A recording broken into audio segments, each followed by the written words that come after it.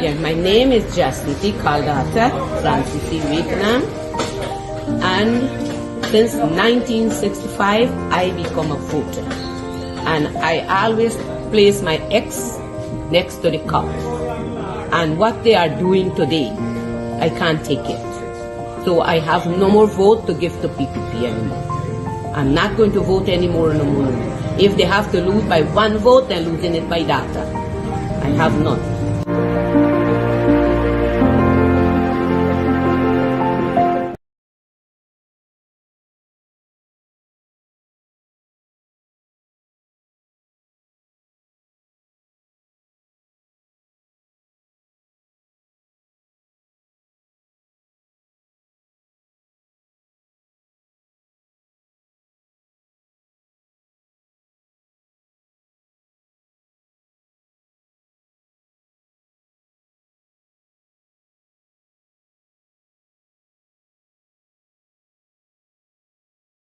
Yeah, my name is Jasmine Caldata Francis Vietnam, and since 1965 I become a voter, and I always place my X next to the cup.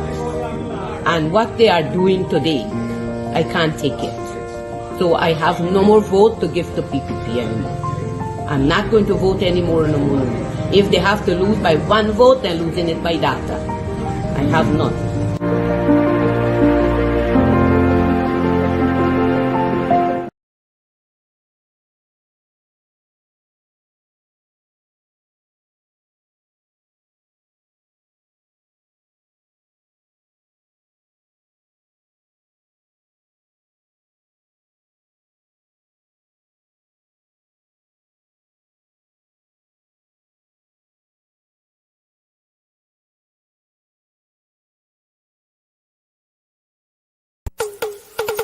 Basement level vibes with another one, straight up blackness. Aye, who tell the truth? Mark Scott, defend the ghetto youth. Mark Scott, radio station is the fruit.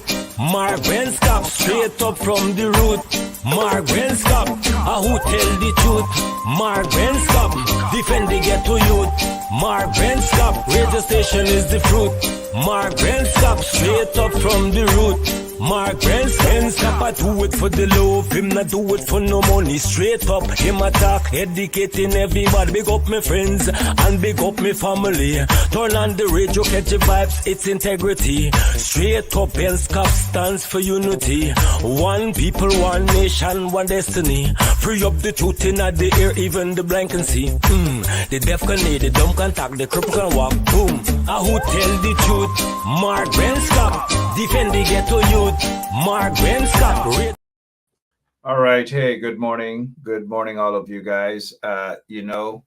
If I were in Guyana, and I want some of the trench crappos to know this, that they can't bluff me. The trench crappos, they can't bluff me. I've been there on the ground. I've done that. I don't take bluff at all from the trench crappos and the wannabe trench crappos. Those who are taking this time out now to make it appear that this wasn't a victory. Good morning. And here is why I want to say that this conclusion of, well, it's not yet concluded because GCOM is still quiet. GCOM is not saying anything to you guys. And it's suspicious that going on 48 hours after the local government elections, and this is the local government elections, mind you, we are just about 28, maybe 30% of the electorate went out because people don't know much about local government elections, compliments of the Punishing People's Party, the PPP, compliments of them because they don't believe in local democracy. They don't believe in mayorships and all these things and municipalities. The NCLDO, all these things were created under and strengthened under Burnham's stewardship and the PNC, Hoyt, and so forth.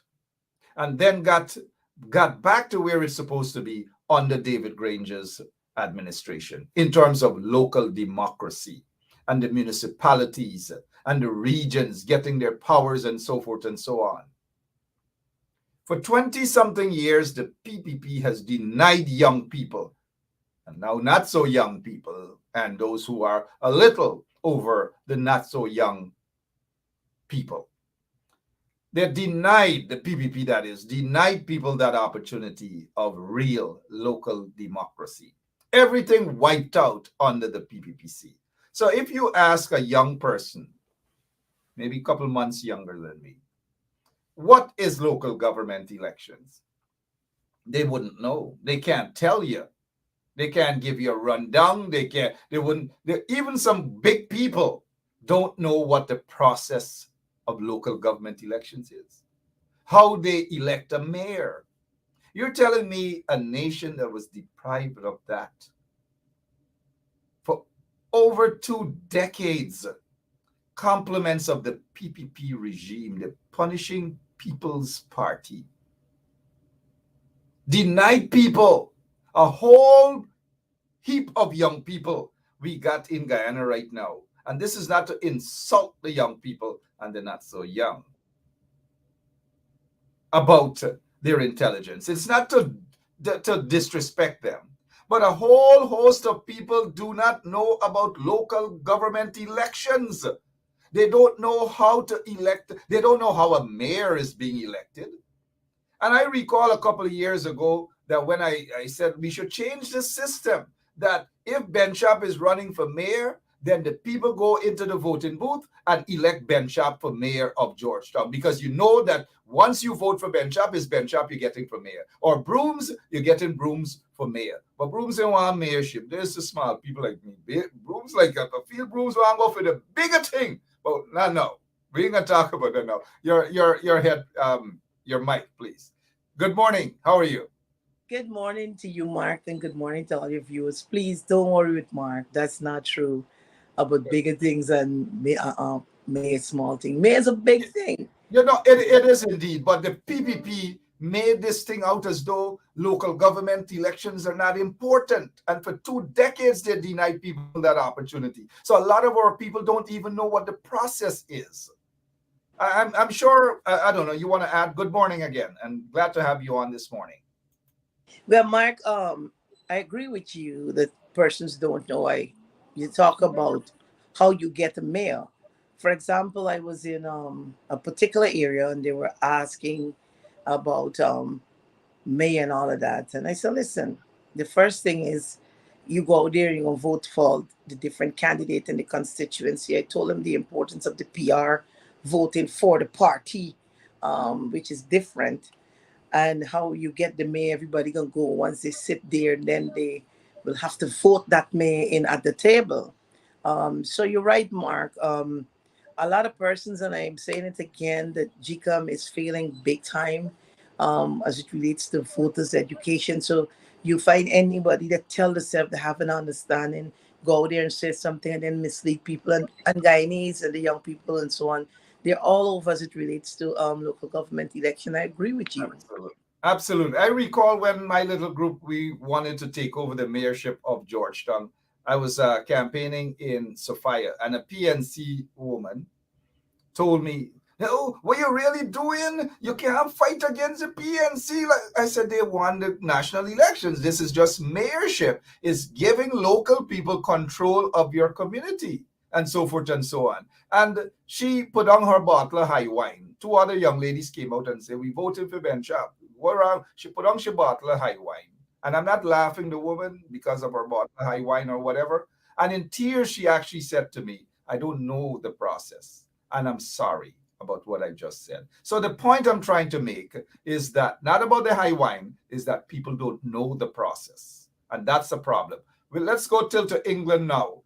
We have the Honorable Judge Shishi. He's in the room. I almost,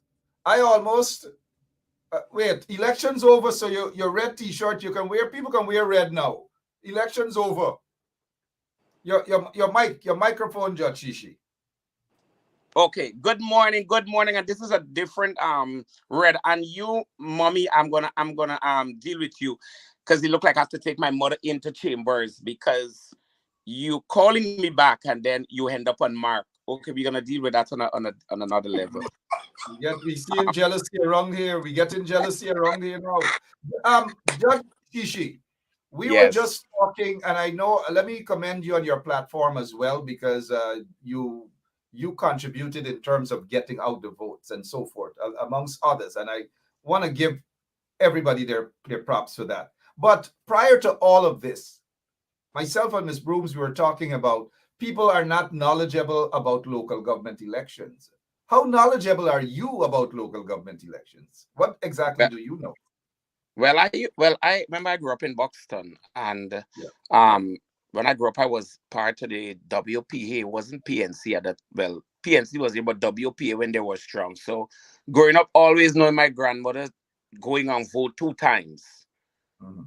going when it's general election and this local government election, Local. because I always growing up knowing, well, you have to vote for the local government for the different councils, like the NDCs in your community.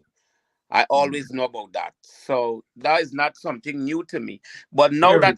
now that it come out so um popular now, it making everybody thinking, well, it's a general election.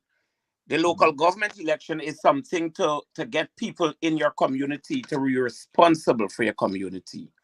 Absolutely. It's Well not the said. way how we put it out there. Yes, it's not the way how And we put it out there. Like, you know, and that is what we were discussing, that the PPPC, they have denied people that opportunity for 20 something years. So we have a bunch of young people who hardly know anything much about local government elections. Miss Brooms? Well, Mark, yes, and Judge is spot on the local representation. But in saying that, I want to maintain the importance of choosing the people to lead you in your local NDCs and at the level of township. Um, because what Judge was referring to back in the days, the council in your community used to float all the problems from your community, be it somebody to go to school, somebody that going to school to report, working with the welfare, working with the police, working with the RDC, working with different ministries, writing and making that level of representation. But what Mark pointed out is because that level that was taken away for so many years, now it's coming up time where people are confused about it. And even from when we start with David Gray,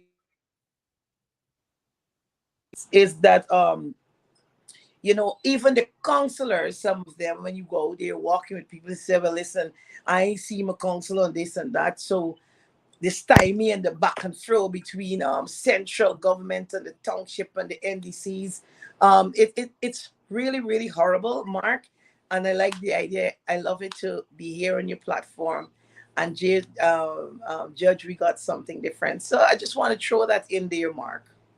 Absolutely. And I thank you both for actually opening up the discussion with regards to local government elections. I recall when I was in school, and I actually was in school as a little boy. Uh, we learned about local government elections. We learned about the process.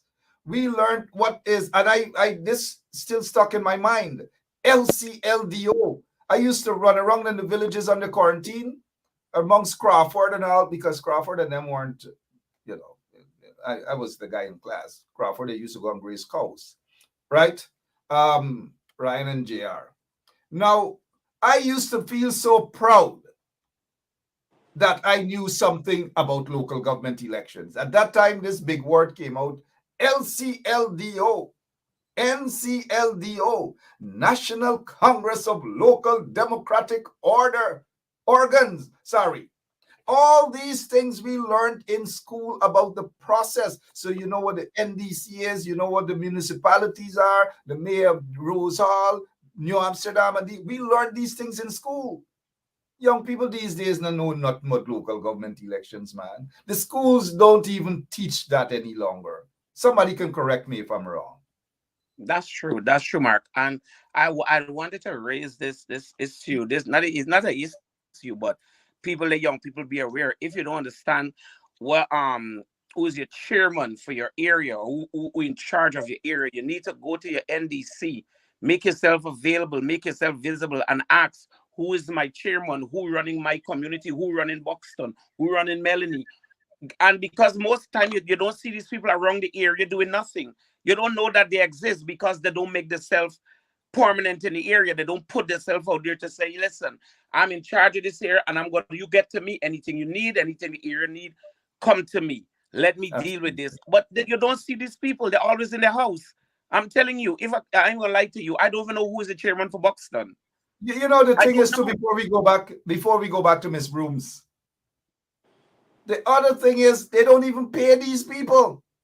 We are now $1 billion economy supposedly, and they're spending billions of dollars, wasting billions of dollars. And the mayors of Guyana, the mayor of Georgetown, the mayor of Linden, wherever they are, they don't get a salary. They get No. just a stipend. The deputy mayor doesn't get a salary. The councillors get about 10,000, which is about $50 per month. Come on, Miss Brooms, when are we going to change this sort of system, please? Well, Mark, on my programs I was mentioning a few weeks ago, the system, we got to relook the system. I said that, listen, you had independence where, you win and we get independence, but you got the same system, but just with local people sitting there. It's time, there's a need for reform of the system, full overview, Mark, that counselors can do what they're elected to do. They need to be empowered. You know what I mean? We are still there, right there from when we gained independence, right there. And I mentioned this over and over and over. I don't like it. You mentioned about people going, they must know who is the mayor up front. Not when you finish voting, you run excited, you go and vote, and then when you expect these are the persons going, the only person that you know that going to be going to the council is those in the constituency that won the constituency. But on the PR and to know who going to be the mayor, that is after now, and then the party through the persons on that table can sit down and decide. And so I agree with you, Mark, there also. You must know who's going to be the mayor, right? So I mean, a lot of conversations, and when it comes to local government elections and national elections, you hear all these talk and everybody come up and blah blah blah, and after that it go down again. You understand? And nothing is really changing. It's a different time, but the same thing. The same thing Absolutely. over and over. Different time, same thing. Before we get back to Jachishi, let's welcome Mr. Crawford on this morning. We're talking local government elections. And when we were growing up, Crawford, we knew almost everything about local government elections. We knew about NCLBO, you name it. What's your take on that? That the young people for 20-something years have been denied that opportunity, compliments of the PPP, for any knowledge about local government elections. Your take, sir. Good morning, everybody. Well, the PPP had started that domineering, that communism if mentality when they took over. That's the reason why they never bothered to have local elections, because their plan was not to have the people at the lower level of the communities have a voice.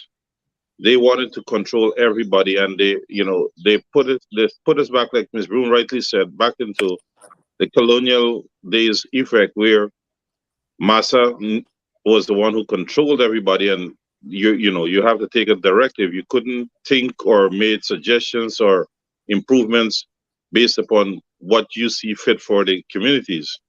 They themselves were the ones who direct you. So essentially we were just puppets. And these are the kind of behavior that we have to move away from. We must empower people to be, to take ownership into the growth of the communities, so everybody could rise up, as the opportunity arises. But PPP doesn't want that, because it's the fear monger threat that they're using. And once we start to grow and we are in the 21st century mentality, we will have to move away from this kind of behavior and empower our people so we as a nation can grow and to be, up there and not a Absolutely. colonial or plantation mentality. Absolutely. Thank you for that point and your opening statement. Judge Shishi, it's over almost 48 hours now, and nothing from GCOM, nothing in terms of the conclusion of the counting, and nothing official. People are seeing that as some sort of suspicious activities there in GCOM. Are you suspicious as to what's happening there with GCOM? That is not suspicious, Mark. That is cook up and boiling a whole pot going on at GCOM, because they had to call them and tell them, y'all better make it right by today. You understand me? So what you expect gonna come out? What you expect when GCOM do come out? Because there's a local government and they didn't have a big turnout. So why all these long hours ahead? People still waiting to hear GCOM say this.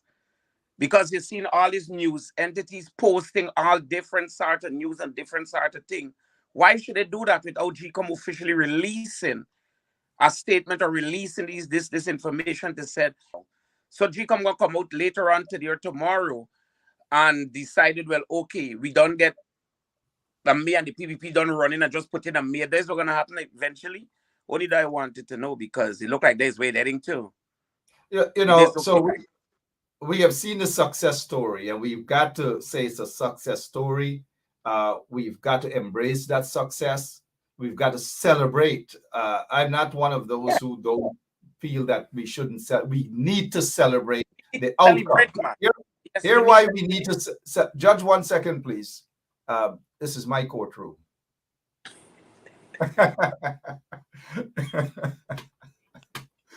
Judge, obliged.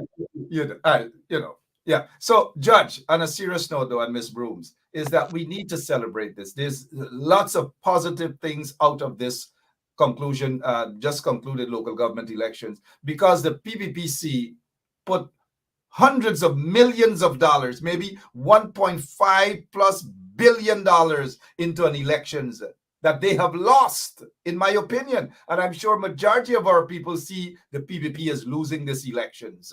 The PNC, APNU controls still New Amsterdam, Linden, Georgetown, and so forth. So there's no victory there for the PPPC. I don't know if any of you guys, Ms. Brooms, honorable judge, do you guys see it that way? Ms. Brooms? Well, I mean, Mark, I agree with you, and I want to say to persons, because this is a people victory. Don't let nobody steal your joy or your thunder from you. The people of Guyana and in these towns have done well. Mark, I was in Kokwani. Rain falling and the road was billing. The prime minister was going in the next day. Bridge finishing overnight. The amount of money and effort was placed to take control over the city. It was said by the government. They're going to turn the city red. And the people of Georgetown, in spite, Sunday before the election, I was in Albertown, and a young man said to me that he was told, and imagine he believed to himself, that it was impossible for the APNU, and these are his words, it was impossible for the APNU to win Georgetown again. So you have a lot there to celebrate, because what is sending a strong message to people, and young people, middle-aged, all of us. In spite of the money, it is the power of the people that can make a difference. All right? In spite you're going to run and go to recount or whatever. This was not expected by the PPP nor its supporters, because they were well riled up. I went to the market on Saturday and the man challenged me, I don't know him, and tell me it's impossible. I wanted to send him for me at the market, to win Georgetown. And so I want to say to persons, the devil is very crafty. And to me, every time the people of Guyana push forward to make effort when it's time to celebrate, somebody come in and they're going to shift the narrative. They shift it and start abuse, and then you're going to abuse this, and then you're going to abuse that. For example, yesterday, so many persons call and coming outside. I don't want to turn people back after an election. And on my live, I called for the leader of the opposition to say, hey, you come and bring your preliminary, because this is social media time. People are not hearing from you. People would have seen that as an attack and time, but Live Guyana run it like an attack. I don't business but Live Guyana. What I business about is the people of Guyana. After going there, I am not the responsible person to speak to these things on behalf of the APNU. And I can call on the leader publicly to say, hey, come and bring yours. I don't want to hear from Barajagio. And what I was saying, a lot of people. So we got to be careful. That was not an attack or to show. I want the people to be able to celebrate. We win, we win. And this was not the ordinary man alone. You had lawyers and all of that confused. And I said, listen, if we didn't win, why people want to recount? And so I encourage, because I don't want to give way, I encourage the Guyanese people. See this as something like never before. With all this oil and gas and all this money and all these resources, I'm saying to the people of Guyana that the people, we can do it. Mark, finally on this topic, at the national election, let me show how critical it is for the East Township. The PP will win 6 regions. And the PNC or coalition will win 4 regions. Georgetown, Linden, they will win some votes in New Amsterdam, Region 8 and Region 7, and carry home the presidency. Numbers don't lie. The amount of people you have living in some of the PAP strongholds, they don't go out and vote, they don't get the numbers there. So it is important now to want these numbers from the stronghold of the coalition, because their people don't be satisfied with what is happening and they don't vote. It's a blessing in disguise, and it's a strength for us, Mark, that a lot of their strongholds, there was a no contest. So they could be carried away, because coming to the big election, they don't know what's going on in their base. And their base are not the ones that is ready to come out and bring a lot of numbers. So to get the votes from Georgetown and Linden was a big thing. I'm telling you, the PPP based on, I see people putting up all the beauty, all kind of flyers, sign this, millions of dollars. And the coalition, people say, listen, y'all even come to me, you don't got flag. But the people of themselves, without a flag, without anything, went out there and said, listen, this must not happen. And you can tell me that that is not a victory to celebrate? Come on, Mark. Listen, we got to celebrate this. And I agree with you 100%. We've got to celebrate this here, because here it is. You have a political party who rigged its way into office, have pushed hundreds of millions, over probably $1.5 billion to get back some of the votes that they've gotten back. They wanted control of those townships. They haven't gotten control. They've been embarrassed in Linden. They've embarrassed in Georgetown. And getting a couple of extra votes is not victory. It is not. So we have a lot to celebrate. In terms of the leadership of the coalition right now, I agree that they should be out there with more press conferences to update the people. The people can't depend on a Barajagio and his figures. His figures are not accurate figures. And so supporters of the coalition, the PNC, they want to hear from their leaders. Come on out there, Aubrey Norton. People need to hear from them. And to make that constructive critique against them is not anti them. It is saying to Aubrey Norton and them to say, hey, the people need to hear from you. They need your figures. People are just listening to what Jack Davis is saying and they're running away. Some are being brainwashed indeed, and we cannot allow that. And that is why people want to see. The PNC should have already had a press conference this morning, headed by Aubrey Norton. They should have already have that. I don't know who the PR folks are that's guiding them, but something isn't right. But we'll deal with that some other time. This is time for celebration. Judge? Yes, I agree. Just before Judge, Sure, I want to say one thing right there, please, if you allow me, in Sure. your room. You notice GCOM did not come forward with any press conference.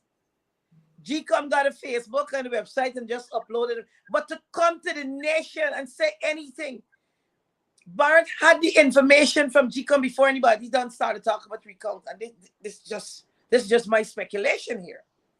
but they have not come with no press conference. You know, somebody You said understand? Ms. Brooms, that they had a press conference yesterday. One No, press conference between no, it's 48 not a press hours is conference. unacceptable. Now they're talking about the opposition. It is unacceptable. Mr. Crawford, Judge Shishi, then over to Mr. Crawford. Celebration time, man. Yeah, Mark. We're gonna celebrate. We're gonna celebrate that because that is victory. Because everybody thinking that all this money was spent and everybody get paid, that it was a good sweep for the PVP, but that didn't happen. So, you know, they need to think back. And again, on Mr. Norton, somebody need, and I need to say this publicly, is either they need to start all or no confidence in him, but they need to push him from where he is. Time for celebrate. He need to go, Mark. He served no purpose. Time to celebrate. I'll be celebrating, but they need to push. One of the things that we have to be careful at this point in time to entertain that discussion is playing right into the hands of the people. PVP. I know. That is what they want. And if they want to take away the mood, the mood from the people. The people in New Amsterdam are happy right now. The people in Linden are happy right now. The people in Georgetown are happy right now. Madia and so forth. All because the PPP couldn't get their way, despite they've spent billions possibly of dollars to grab control. And there is something to celebrate.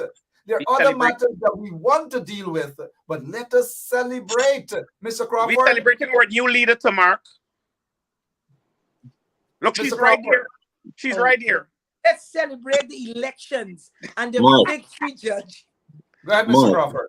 Yeah. When you watch and you look at GCOM's behavior, that disrespectful thing to the nation, and you hear Barra Jagdeo running off at the mouth, in essence, he is telling the nation, GCOM will speak when I give them the authority to speak.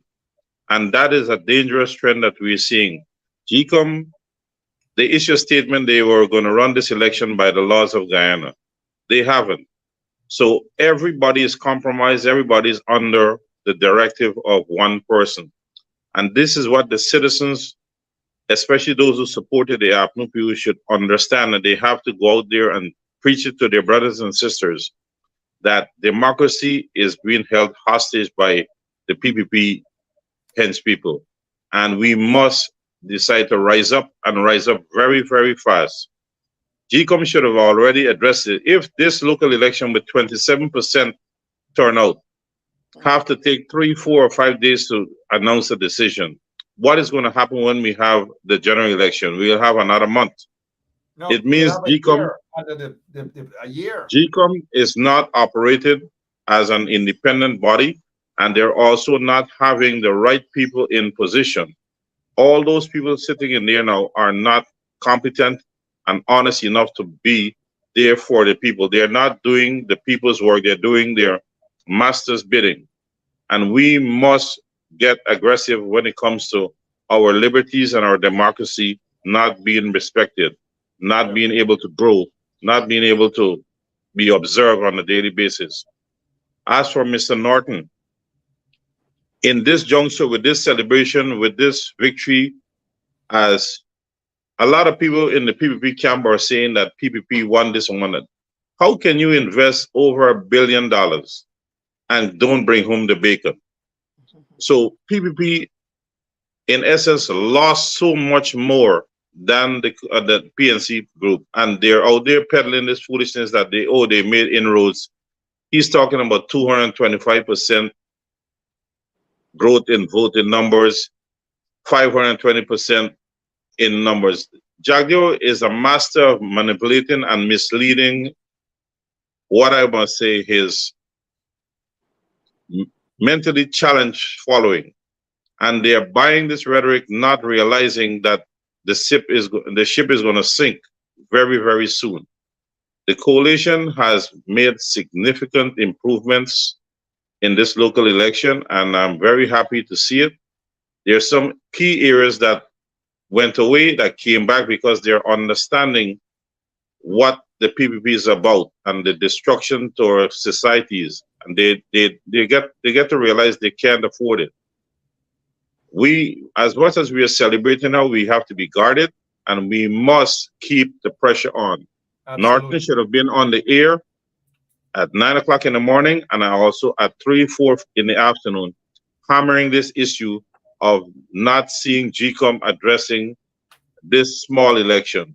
We are Well, going to be heading down the road for a lot more problems. well said. Well said, Mr. Crawford. Let's bring back in Miss Brooms or Miss the Honorable Judge Shishi. Let's hear from them. I'll take the back seat for now. Let's hear from them. The mic is over to either Judge Shishi or Miss Brooms. Well, Mark, for example, Madhya, because we're talking on the local government election. In Madhya, I was told by persons on the ground that even on the day of election, just before the polls was closed, they had persons by the arcade and that giving persons money to go and to bring it home, right? It was not easy for Madhya. It was not easy for Region 10. The world saw a nomination day. They used those optics. People with their businesses tell people if they go out with red, they're going to lose their jobs in Linden and throughout this country.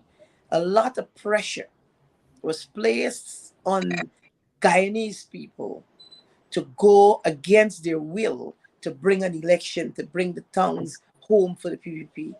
And you know what? They rebelled because numbers don't lie. All right. And so, on the note where we're talking about to celebrate, I agree with my brother Crawford.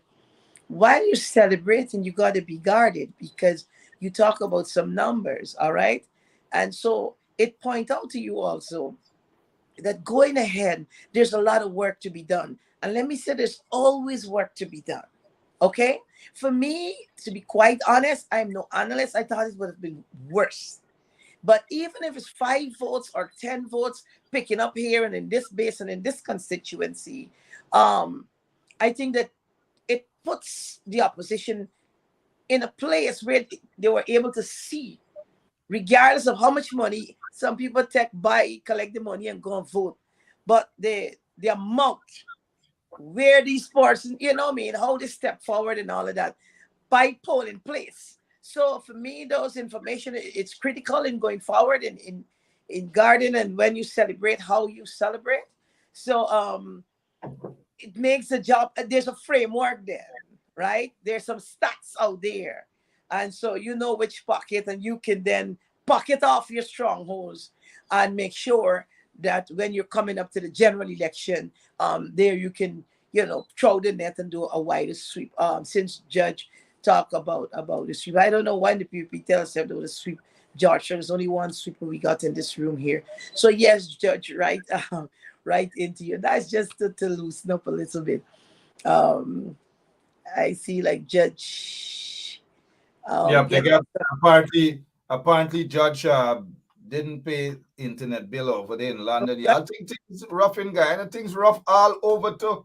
Imagine Judge Chishi internet gone. You see, Judge Chishi internet gone, and we get Wayne Caesar in with us. Good morning, Mr. Caesar. But you are correct. Let's hope that Judge is gonna rejoin us soon, because I want to get Judge's opinion on the celebration that we should be having.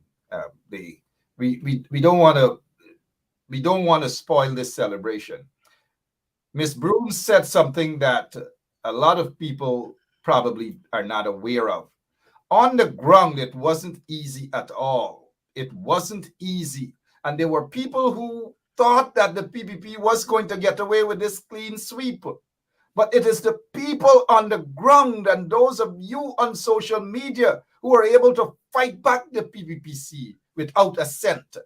Simona Brooms and others throughout the country going there, and a few of the MPs as well, going around to ensure that they stop the PPP from any form of victory. People like Crawford, the ordinary folks as well. Kudos to all of them. It wasn't easy. And so this is not a victory for the PPP. This is a victory for our folks in the opposition, because they were able to stand up against a billion-dollar empire, and the hundreds of millions that the PPP pushed into it, they have failed. Yeah. Congrats to the people. We are going to celebrate, but we are not going to allow anyone to take that celebratory mood from us. We are not. Folks, time to celebrate.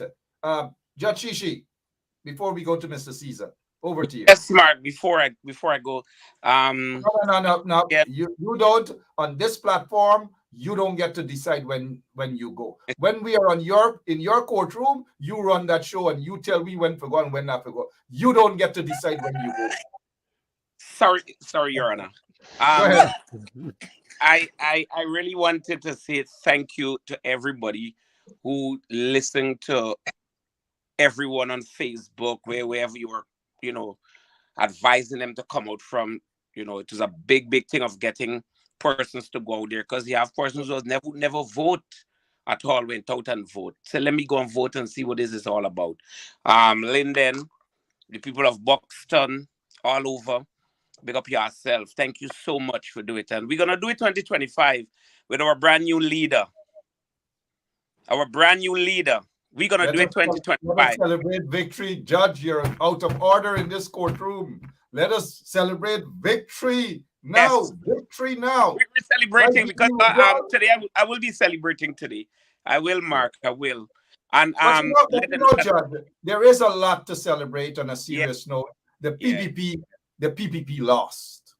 Don't big be time. fooled. They lost. And Simona Brooms mentioned earlier that in the PPP strongholds, they have lost. People hardly go out and voted. It shows then that they have lost confidence in the PPP, and so that is why people had to they had to spend the billions of dollars in certain communities, thinking that they are going to dominate, but they didn't. They weren't able to dominate at all. So let us celebrate, guys. Don't worry with some people. Let us celebrate, Mr. Caesar.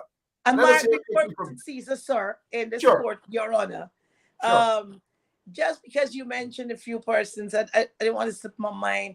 I want to thank also folks even from the AFC. I saw David Patterson. We talk about people who just jump out. All right. And so without calling any names wide across, but we can't forget that it was a big collective effort, and the people and so on. So I just wanted to throw that in because when I saw David spitting green in Madhya, to be quite honest, that was a good thing to see, and Sherrod himself bringing the PR because there was no PR out there really. You see the people in Linden, so listen, they were picketing outside of the government, the agency there, Yeah. right? And Sherrod traveled from Madhya to Linden and We trying to got Ms. Brooms. You are correct. We gotta give Sherrod a salute for a job well done. However, if persons across the other political parties in the coalition or the opposition were they consistent in their message across the board, maybe we would have been having a bigger celebration today. Nevertheless, we are still thankful. All of us have to be thankful for whoever made contributions for people to go out and vote, whether last minute or not. We still got to be thankful. But go victory, ahead. victory. Yeah, yeah. Mr. Caesar, welcome. Yeah, well, thank you, One, Mark. one, one second, Mr. Caesar. Judge, do you really have to go, or you got a Me, couple of minutes? Because like Judge distracted, Miss Broom's distracted. I know you guys are busy on the ground. Give us 5 minutes more, please, before y'all take y'all exit here. Thank Oblige, you. Your Go ahead, Mr. Caesar. Yeah. Good morning, Mark. Good morning to the listeners, viewers. Good morning, Judge. Mr. Crawford, a pleasant good morning to you, and of course, a pleasant good morning to the Honorable Miss Simona Brooms. Yes, honor. Mark, today is definitely a day to celebrate. The people would have spoken, and it shows that the Guyanese people do have integrity. They care about maintaining the fabric of their country. Hence, they went out and they vote APNU. Listen, I am so happy. I am filled with joy right now. I'm still somewhat disappointed. Like I said, Mark, I understand that it wasn't 261, but 291 constituencies that we did not contest. That needs to change. But, going forward, I am very, very, very optimistic. I think Ms. Brooms would have bring forth a lot of hope to the people of Guyana. And we have gotten off to a good launch here. We have to use this momentum and let it take us all the way into 2025 so that we can recapture what is rightfully ours. Well said, and the celebration continues. Don't be fooled. We have to celebrate. Don't let anybody tell you there's nothing to celebrate. We have a heck of a lot to celebrate with almost nothing compared to people who used your taxpayers' dollars, to campaign and to bribe people, and they weren't able to be successful. There is a lot to celebrate. Judge Shishi, I know you have to go. Ms. Brooms has to as well, but we're still you guys promised us 10 more minutes. Go ahead, Miss either Brooms or Judge Shishi. Well, finally, let me just thank all of you for being on this panel. And again, Mark, thanks to you too out there. You know, sometimes our freedom and our style in advocacy, you know, people get confused and people say, listen, it's got a lot of in-house problem and all of that. It's just because we're a little bit more democratic, and rather than the whole communism, the whole making up where you're present so you can't speak. So we do things differently. I do encourage all of us, like you, Mark, that we allow people, the voters, the persons who listen to me, man. I saw a lady by Lodge Housing Scheme. I don't know this from the school, and the woman said to me, listen, I ain't going home. I can't cook. She was walking with a cane. And she said, if it's one thing, I don't want this election to kill me. If the PPP win the city that I live to see, I will die. I'm on the ground. And people take these things deep. All right. And so I don't want to take this away or to put any dark cloud over it at this time. But I am happy for those people. All right. And so I encourage all of us, yes, we know what, and the people have a right to voice their opinions and so on. All of this will go, but you know what? We too, we have a part to play. And I'm happy that all of us recognize that and that we are playing our part also. So I think it's again and again, it's a people victory. It's a lot of people that jump on board. So Judge and Mark and Mr. Crawford, and I didn't get the name of the other Mr. Caesar, Miss. the accountant. He is our accountant. Okay. Yeah, Thanks to you too, because so many persons listen, people even on social media that was typing to push back. You know, they had all the information, but they were pushing back. No, y'all lie, don't trust them. This, that. Being a tech sellout. I mean, it was amazing to witness because this is a modern politics, and so people try to influence negatively. They try to show all kind of thing to young people on social media. That, you know, they're gonna snatch it up and believe, well, this is it.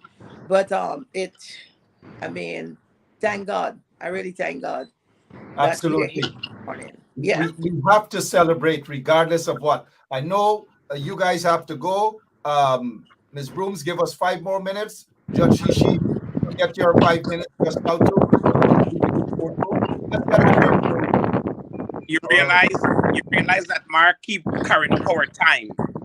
Right, Judge. Yes, Lord, and good our time morning. is so precious. Good, Yeah, and Mr. Crawford and Mr. Caesar, we're going to have all the time. We're listening to you guys. right. Lord, good morning. Time to celebrate, huh? Good morning, Mr. Mark. Um, it's a time for me to celebrate, and I'm going to tell you why I'm going to celebrate. Before I go there, I want to say I love how you're putting people to their place in your courtroom. Thank This is you. not Thank you. everybody else's courtroom, so they Thank you. must come with None of them. decency and order. Um, I, as a Guyanese, want to celebrate because it says a few things to me. One, Guyanese are not for sale. For in the event that you're able to be bought, it means you're also able to be sold.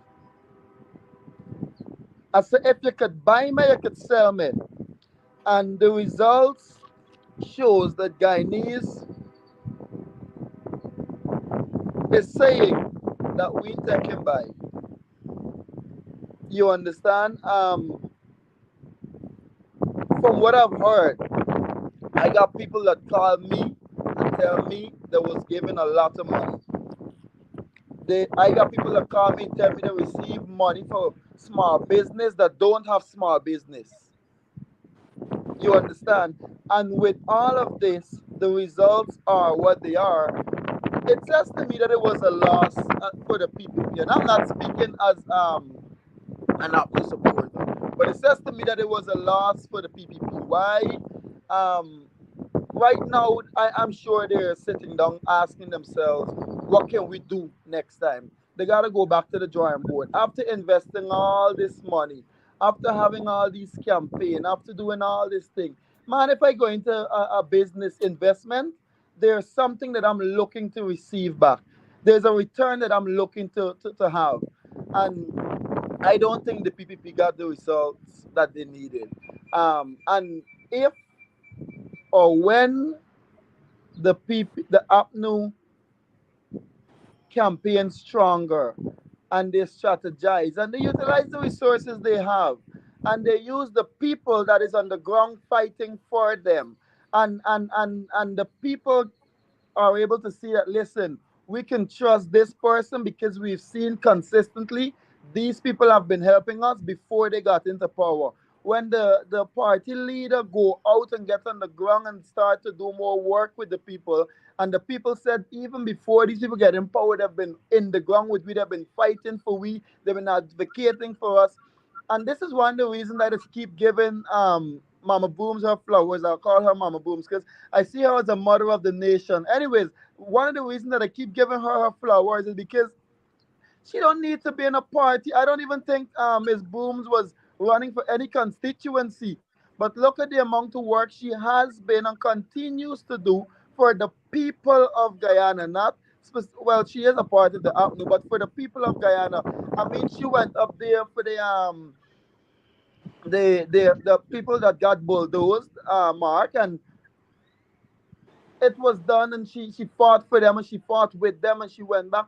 And then, it was said that it was a political movement, but it is done. But she's still going back and she's still helping people, she's still fighting with people. So I think that this is what the people of Guyana need to see, that they don't have politicians, but they have other Guyanese that are willing to fight, that they fight with them, that their lives can be better, fight with them that more job opportunities come, fight with them that their economic positions can change for the better, fight with them that their livelihoods can improve. And I believe if APNU take the right step and they do the right things and put the right people in place that will fight for them and not try to lord over them, I believe that there will be much more for the people of Guyana to celebrate. Thank you so much, Soldier. Appreciate your time and thank you for your service to our adopted home, the United States of America.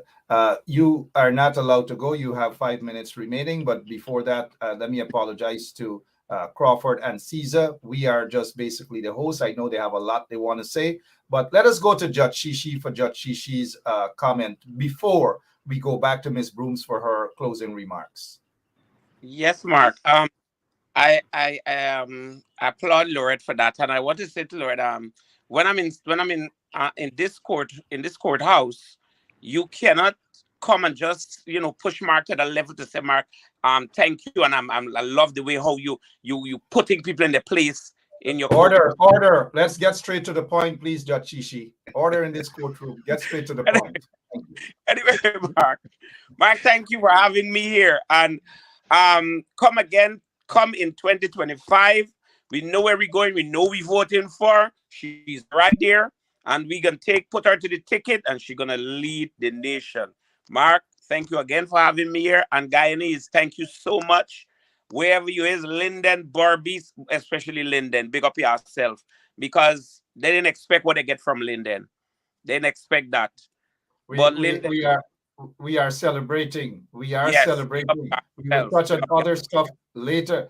We are celebrating, but before you go, you'll have to hear the closing remarks from Ms. Brooms.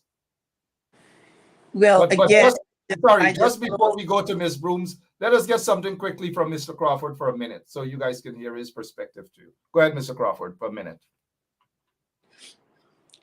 This is a time to celebrate, but what I would like to say to Miss Brooms, I do admire you, and I admire your drive, and I hope that two of us can team up to go out on the trail there to make sure that people are aware of what the coalition and the PNC stands for and the benefits that supporting us will be. And I know that you will make a very, very good top player when the ticket is announced.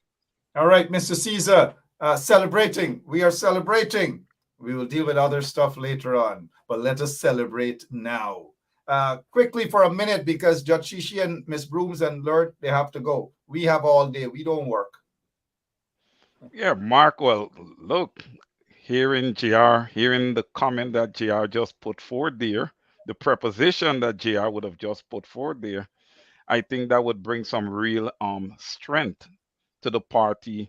And possibilities are very high.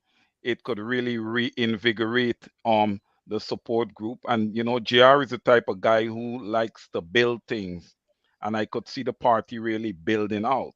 He's a popular guy. He goes in any constituency. He's not scared of anyone. Guyana, as far as he's concerned, Guyana is his, and he could walk in any constituency. So I think it's a good thing, and I would look forward to see the fruits that this would bear. A strong team, a very, very strong team, not an incompetent team. A strong team is needed, but we can talk about that. We're celebrating the local government elections, the victory that we ought to celebrate. We're not going anywhere as yet. J.R. Crawford and Caesar, we still have to continue with this show. I know Judge Shishi has to go. Your closing remarks, Judge Shishi. It's me. Oh, Miss Broom, sorry. Thank you. This courtroom ain't easy. Yes, and Crawford, you can get my number from Mark. Hook up with me after. I agree. It's a teamwork. There's a bigger picture. There's a bigger writing on the wall, and I think everybody bring their strength to the table. But right now, when I talk about celebrating, some people think you celebrate is just because you run out there or do that. But even in a quiet way, I'm celebrating the people, looking back and reflecting, and celebrating at the same time to say, hey, what needs to be done, what was not done. What I mean? You done zero in, what are people looking for? What I mean? As leaders, what do we need to do, to make our people happy, to build confidence again, and I want to say that truth must be our motto. We got to be truthful. You understand? In celebrating, I'm not saying to celebrate lies, because what we're saying here is not lies. It's that we won in Georgetown. We're talking about. So I think, Mark, I'll continue to celebrate even as I work. You know, we could be working and celebrating. Yeah. So thanks again. Thanks to all of you for sharing this platform. Mark, thanks for having me and inviting me on your program, your honor, and thanks that I can have my leave. Judge Shishi, could you call me when you come off this line? Thank you. Before you guys go, let me thank our soldier there. Thank you for taking your time out as well. Thanks for your contributions in terms of ensuring that people go out there and do their constitutional duties, which is to vote. Thanks to you too, Lord. Thank you so much. Judge Shishi, thank you as always. You're dismissed from this court. Thank you. Lines, Your Mark, Honor. Yeah. Mark, Yes, sir. Go ahead, Lord. Yeah. Thanks. That court session is dismissed, and I thank them all for their contributions this morning on how we should celebrate. And we have enough reasons to celebrate, ladies and gentlemen out there, and my my co-host this morning, Crawford and Mr. Caesar. We have a heck of a lot to celebrate. Don't let anybody steal your joy. Don't let anybody come and knock you off your train or your track or whatever with their own whatever ulterior motives politically that may not have anything to do with you at all. Now is not time to bicker. We will bicker. We will bicker. We will bicker. But let us celebrate. Don't let people tell you you can't celebrate.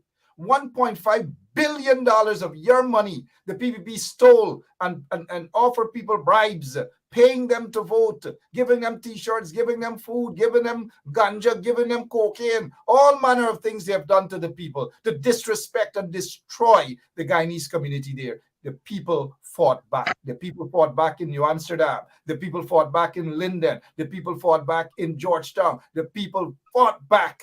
And the PPP supporters fought back too. Many of them did not go out and vote. Over to you guys. Mr. Caesar, take the mic first. Indeed, Mark, the people fought back. And listen, this wasn't just a win. This was a win for hope. With this win, we can see hope. We can see hope. We can see a better Guyana ahead. But like I said, we need to keep the momentum going. Yes, we should be celebrating today. I am not sure if GCOM came out and declared. JR, did they come out and declare as yet? No, Yeah, that is just totally ridiculous right there. GCOM is trying to interfere with numbers, and they're coming up with these fancy reconk requests from the PPP General Secretary. But Wayne, this goes to you and Mark. And I have a strange way of looking at things. I don't know what it is. But this, when you look at the percentage of the PPP supporters who did not go to the polls in this local election, believe it or not, those who refused to vote for their party that they're affiliated with, what we saw on Monday was history in the making. As I would look at it this way, the refusal to cast a ballot for the PPP was a vote for the PNC. And it's the first time in almost 70 years PNC has gotten so much PPP support. Believe it or not. So when Jack Day was claiming victory, we should be claiming victory above his $1.5 billion spending, because those ballots that were not cast for the PPP in this local election essentially were a vote for the PNC. They could twist it and turn it how they want. If I say I'm supporting Ben Shop and I'll be on his program every time he calls me, and when he calls me I'm not, then I didn't support him 100%. I supported him 99%. So we have to be thankful for this last Monday's election, to where, because the PNC stood true and their words were honest and the PPP were being dishonest to the nation, they got slapped in the face by their own supporters by them not going to the polls. So there is so much more than retaining Georgetown, New Amsterdam, and Linden, and possibly Madia and Bartico. We have so much more because we, by our message and pointing out the wrongdoings of the PPP to the nation, we were able to cut their voting by about 43% to the polls. That in itself says a lot. And if we continue our message honestly to the people, and we are able to spend time and show them where the wrongdoing of the PNC, the PPP, and that the PNC is always on an open road where everything is transparent, we are going to have a lot more gains come the next general election. Mr. Crawford, you talk of wrongdoings. We could start off with the PPPC cutting the budget of the opposition and then pouring in $1.5 billion of taxpayers' money to try to pay off people to vote in their favor. Now, you see what the results were, right? You see what the results were. There You're a was church. no gain on investment. You There you was no gain on listen. investment there, sir. I told you the election behavior, this local election behavior by PPP was a similar investment they did, like what they did in Skeldon with the sugar factory. Nothing for the money they put in. What they did, they spent so much money to make PNC look better and get better and they gave us the momentum by what they've done, the wrongdoings. They have started a momentum that they're going to be sorry about. You don't try to stifle people that are rightfully deserving, and that is what the PPP are doing.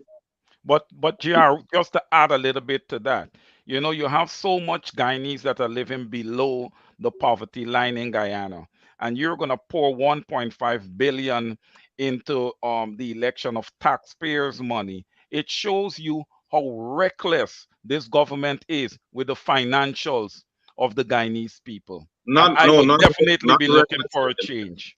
not reckless, wicked. You see, when you don't have that inside of you, that fortitude.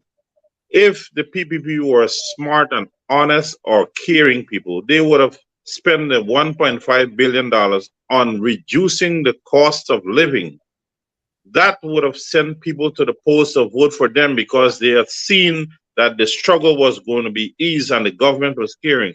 But instead of doing the honest thing, they want to be a corrupt, controlling, conniving entity. And that is why God has stepped in and it backfired. The GR, I money, just want you know what 1.5 billion would have done for the economy to ease the stress on our citizens? But they were pushing it to selective people who are, buying drugs and drinking rum and whatever it is. And look what happened. They're going to pay much more as these behavior are being exposed on a weekly basis. We are going to see when the new team that is going to be assembled to carry the message across this land to all Guyanese. PPP will try to spend billions and it still would not be enough. right. I know That what I'm saying. JR, you hit the hammer right on the head of the nail, and that's what I want to warn the people about. Look, in this period, in the interim between now and 2025 regional and general elections, the PPP will make a lot of attempts. They will pool a lot of money and push a lot of money towards the people. I just want to let the people know, even if you accept the money, do not vote PPP. You don't need to be paid to vote. Governments are put in place to manage the interests of the people and the interests of the country. They shouldn't have to be pouring in money to garner votes. Okay? Let's continue on the path that we are on. We will not allow anybody to infringe on what we're trying to do here.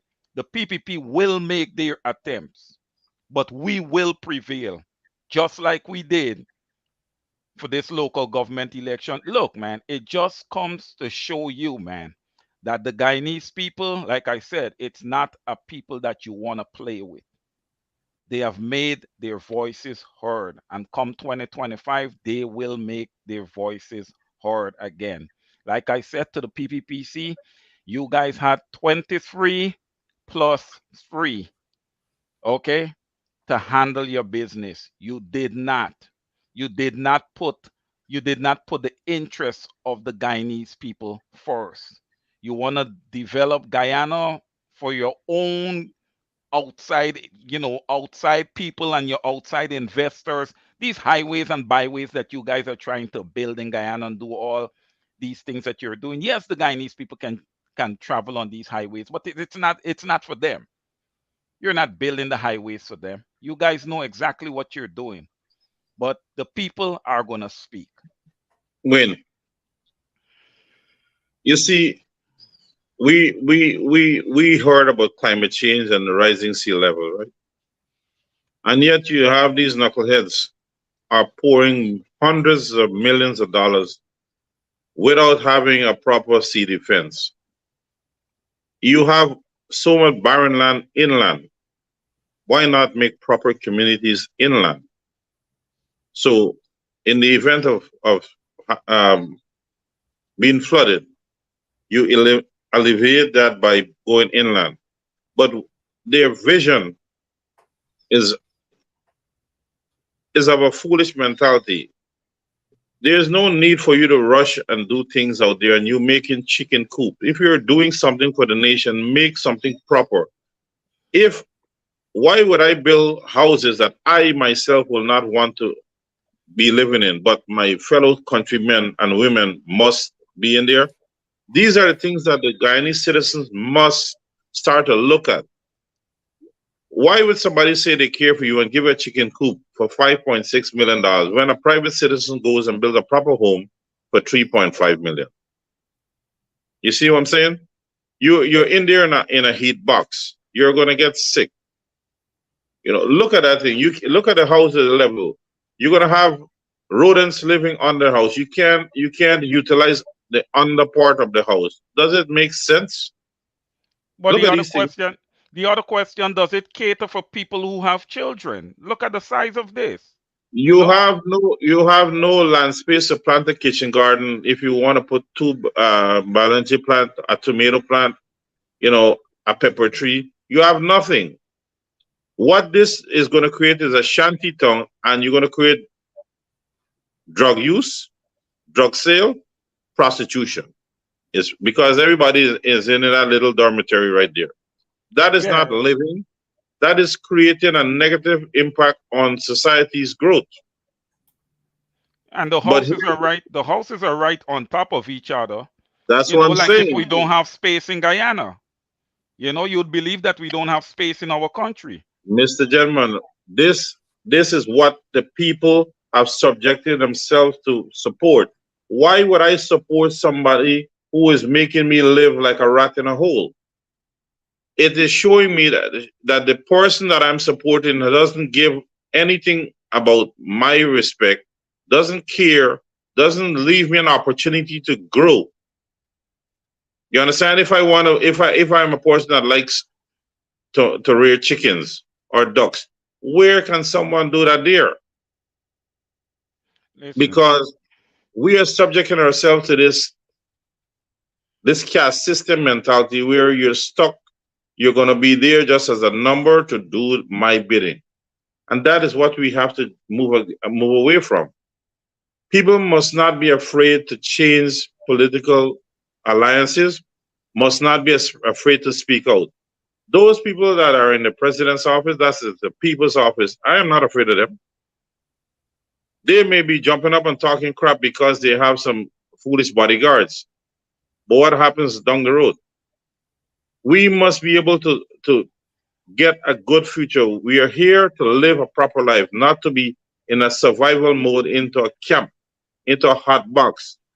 Why can't we afford the niceties of a veranda, of a hammock under our home, of chickens running in our yard, or looking out our back window to watch our fruits grow in the yard, a mango tree or a psyllium or whatever the case may be. So you're telling me that is life? That I can't plant nothing? JR, with that being said, I personally don't feel that the Guyanese people are asking for too much here. You're talking about a country that is now an oil producing nation. The people, their lifestyles, need to change. We need to, have it where, we don't have the percentage of people that we currently have that is living below the poverty line. They should not be existing in a country. Look, JR, we have less than 1 million people in this country. Why it is that we have people living in poverty when there is so much revenue coming into the country? That is just not correct.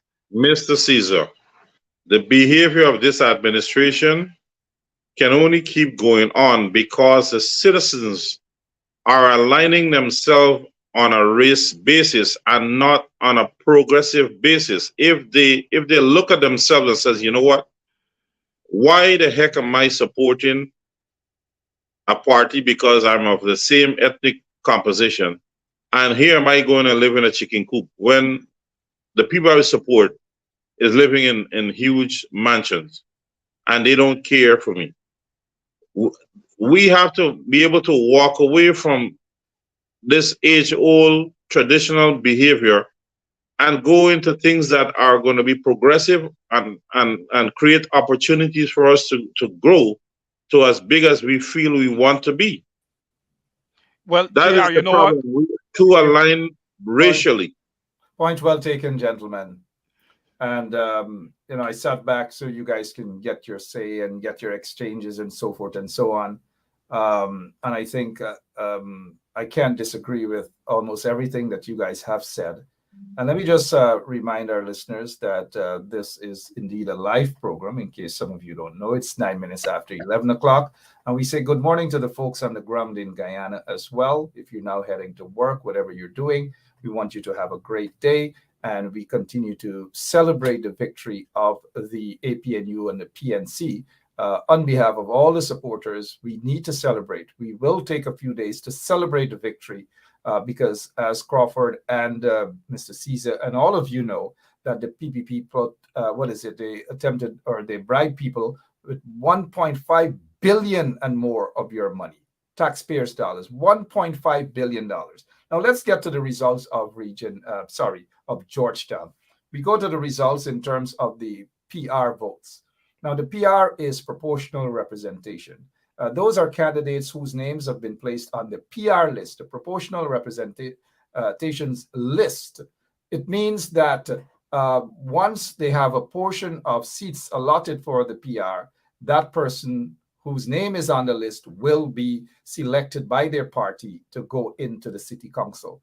And then there's first past the post, a candidate that is actually, an actual candidate, not first past the post, but somebody will remind me quickly since it just slipped my mind. And I know what it is, but it's just not coming to mind right now. And so that candidate, for example, in constituency 14, if J.R. Crawford is the actual candidate for that constituency, then he has to win that constituency in order to go to the city council seat, or if his name is also on the PR.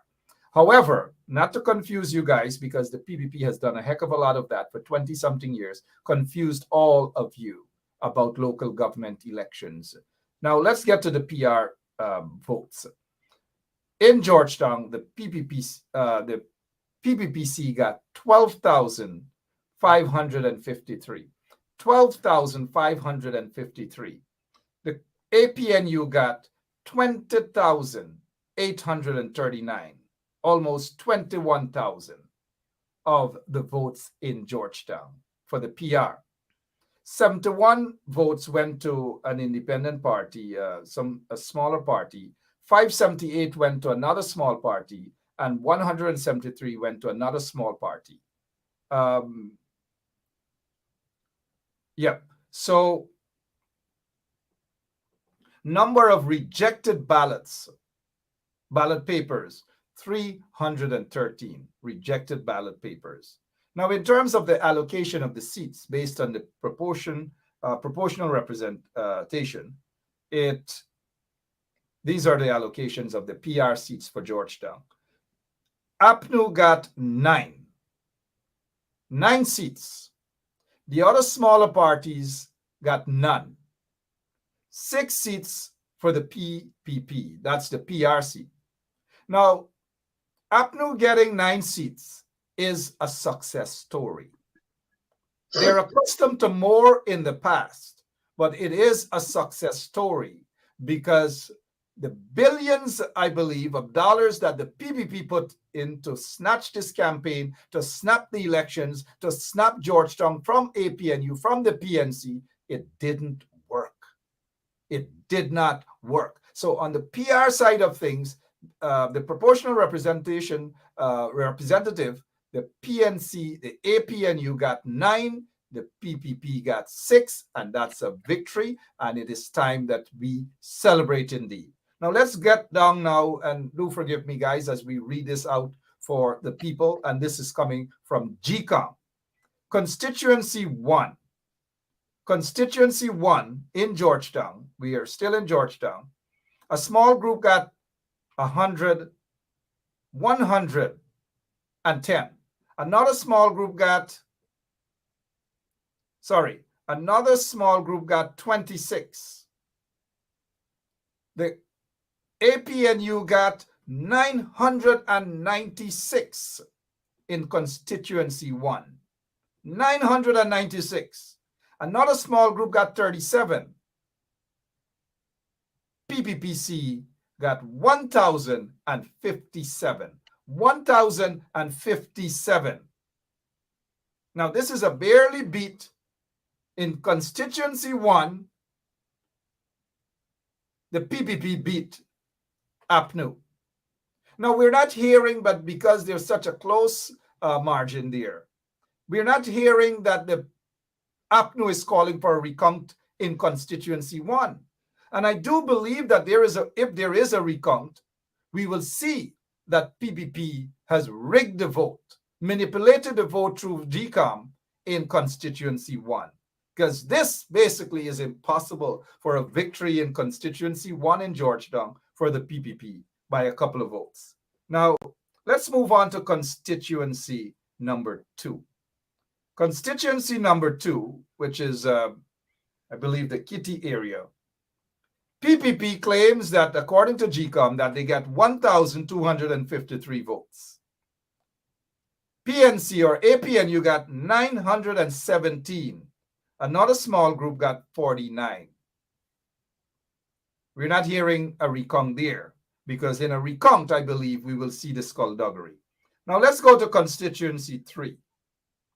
74 for a small party, 412 for, and this is a PPP control area, 412. They're not going to tell you that the APNU has increased in this area, and that the PPPC, despite their one constituency 3, with 1,088 votes, they're not going to tell you that that is a decrease, and that their voters did not go out, their supporters did not go out in their numbers and voted. They're not going to tell you that, but they won constituency 3. Now let's go to constituency 4. A small group got 54.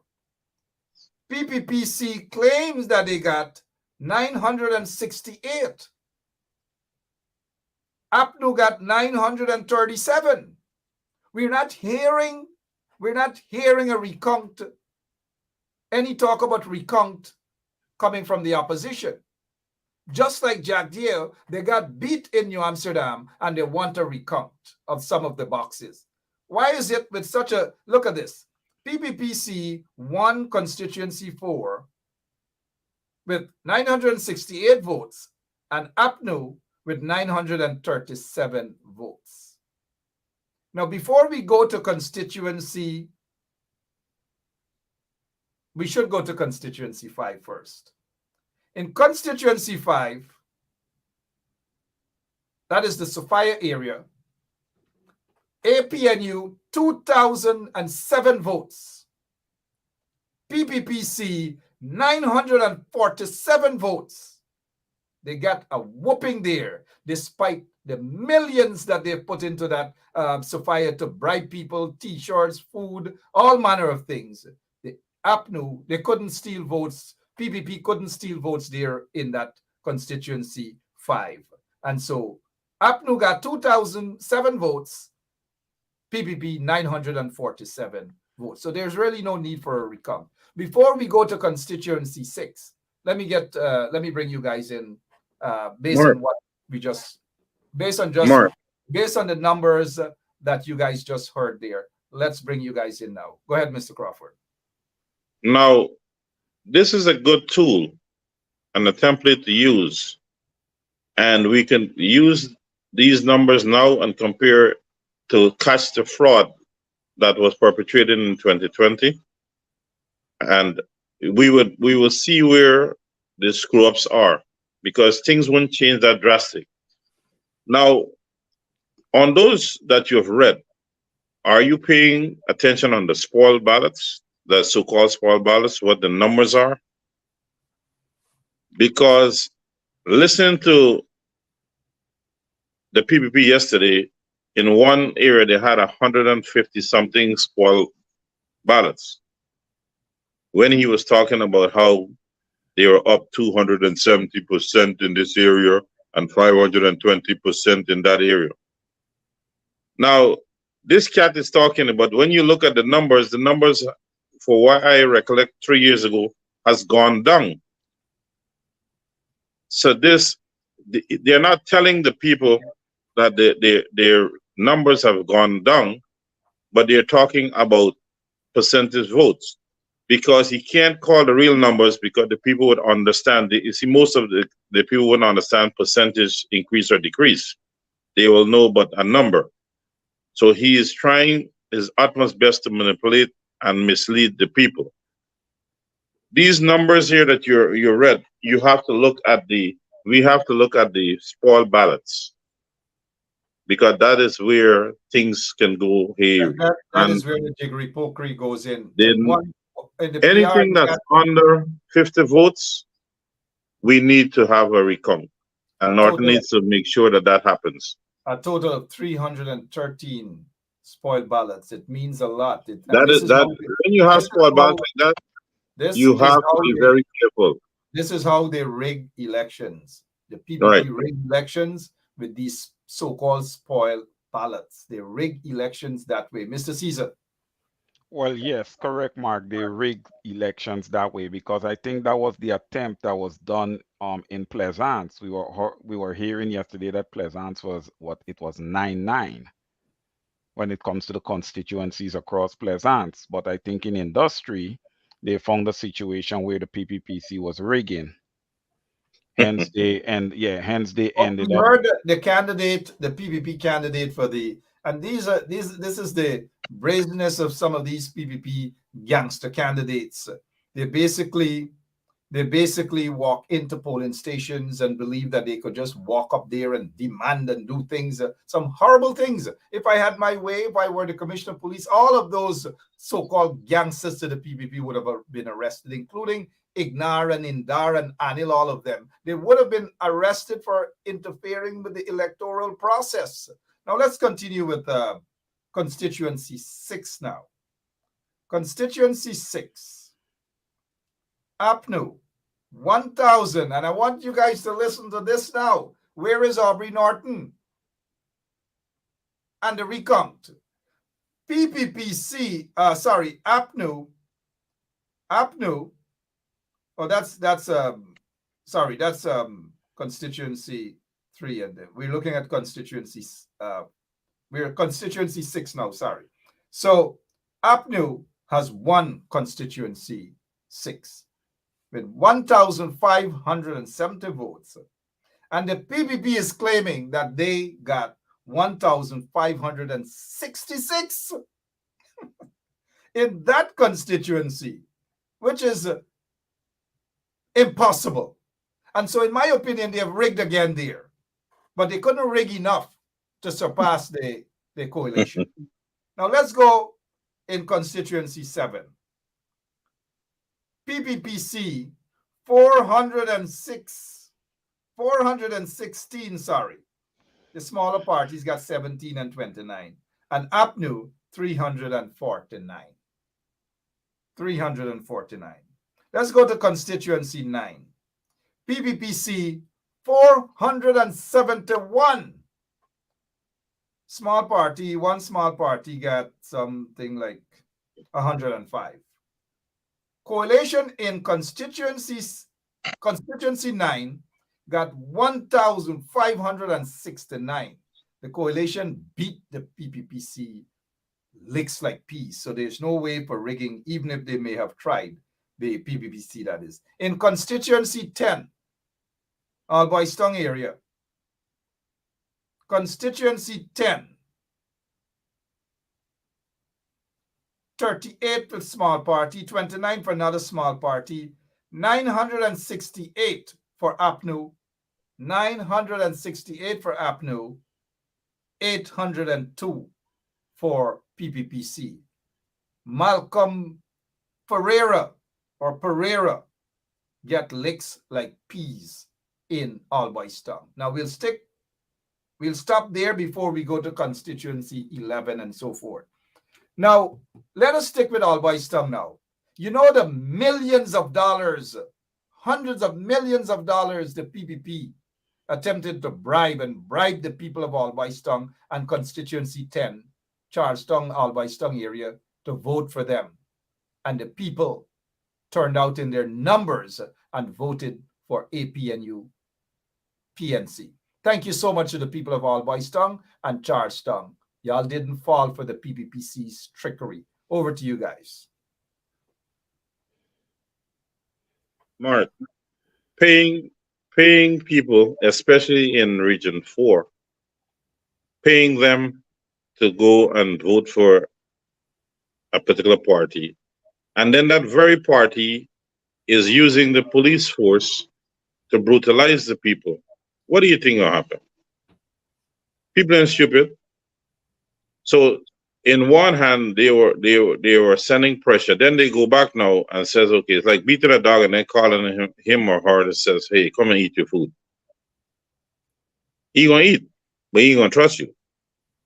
And that is, you see, these are the things that we need to point out to the people when you're on the ground, that these people are abusing you on a daily basis, and then come election time, they're coming to you with some crumbs to butter you up, get you to vote so you can go back to being abused again by the system. And these are points that our MPs and all the other folks on the ground need to remind the folks how the system is being played to them. You go in other areas, people are being paid handsomely with contracts and buddy system stuff, nice package to vote for them because they are of a certain ethnicity. So all of these things we have to be able to look and see how these people are operating and cut them off at the knees before this thing get infectious. Mr. Caesar? Yes, for Before me, we go Mark. back to constituency 11. For me, Mark, I would like to tap into what I would think would be the thoughts of Barra Jagdeo, as he always tries to be ahead of everybody, especially when it comes down to the rigging exercise. Now, you would have said, Mark, that some of these constituencies are very, very close. There were some of them that were very close. And the PPPC would have said that they would have made gains there. That being said, Mark, we have to keep in mind the percentage of voters that would have turned out to vote. Now, what we need to make sure that we're keeping in contact with, because when it comes general elections, they're going to use this example for the general election, saying that, hey, look, at local government elections, it was already tight. Okay, the general election, we moved in front, we would have won. But Mark, if you do a mathematical comparative analysis there, the sample sizes are different. So general election and local government election, the sample sizes are different. More people come out for regional and general elections. So you cannot really make an analysis based on these numbers that we are getting here. I'm not saying that the numbers are no good, but we cannot make an analysis based on these numbers. But Barra Jagdeo is going to try this. Why? Because there's no one that's going to check him on it. And that's why we are here. We are here to check him on these numbers.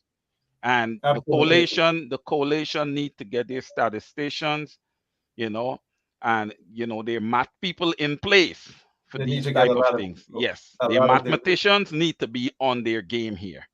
And a lot of people in their place, because they're going to come under attack from some insignificant individuals who have ulterior motives, mind you. But we will definitely touch on that later on. But let's move on to constituency 11. APNU 1,483. APNU 1,483. That's constituency 11. PPP 1,091. PPP lost in that constituency. Constituency 12. 2,000 APNU, that is 2,970 for APNU, 581 for PPP, 14 for some other small party, 83 for another small party. Constituency 13, that's Laying Avenue. Yeah. They get road, they get this. Ramson Jr. fixed some step. Yeah. The girl Tita nearly fall off. Whatever brass, tooth up was weary, all sorts of things happen there. And so a lot of monies was actually spent for that constituency by the PPPC to bribe the people in that community, in that constituency. And here is another perfect example of where bribery didn't work and the hundreds of millions spent alone in constituency 13 to bribe the people with elections promises and so forth. It backfired because here are the results. Constituency 13, Laying Avenue area. Small party got 287 votes. APNU got 1,944 votes. I repeat, APNU in Laying Avenue area, constituency 13, got 1,944 votes. And the PPPC that spent hundreds of millions of dollars in bribing the people in that constituency got 681 compared to the 1,944 by APNU. The PPP got 681. But you know what? Jack Deere is going to sit at his so-called press conferences and say that we got a victory because in 2018, in that constituency, we only got 280. And look, in this 2023 elections, we got look what we got. That is what he's putting as a success story. That is not a success story. Spending hundreds of millions of dollars in one constituency to rob that constituency, to snatch that constituency and put candidates and say, yeah. They had one candidate switched over to PPPC and saying that, APNU never did nothing for that area. APNU did a bridge. APNU did this. APNU did that. Compared to the 23 years that the PPPC did nothing for the people in constituency 13. Absolutely nothing. Anyways, before we go to constituency 14 and 15, another example of wasting taxpayers' money to bribe people for vote and the people in turn out and vote for them. Let's get Caesar first, then Crawford, then back to me and the constituencies here. Mr. Caesar. Yeah, well, Mark, listen. When you make an investment, man, you are looking to get a good return on that investment. That's the reason why people invest. People don't just invest because they want to invest. Okay, they invest because they're looking for a return on it. And like I would have said before, the people would have spoken across all these constituencies, even the ones that quote on, because I have to say quote unquote that we did not win, because I am not sure that we did not win those constituencies. And that being said, Mr. Jagdeo is asking for recounts. So if he's going to ask for recounts, the coalition needs to be on their game. They need to line up their constituencies that they would want to be recounted also. The ones that was quote unquote close that we lost, we need to line those up also, because I am sure that if you recount those constituencies, there's a good chance that it would land in the favor of the APNU. So, you have to always listen. This guy just can't come and ask a recount. Okay, I want this, and this recounted, and everybody must go and recount what he wants to be recounted. No, we have to counter that. Or is either that we're going to counter it, or we're gonna let him take it to court. And ultimately, if the recount is going to happen, it is GCOM that is going to make that determination. Of course, GCOM that I don't trust, because they're acting as another arm of the PPPC. And these are the type of collusion and colluded acts that we need to stop once we have a new government in place. JR. Wayne, points taken.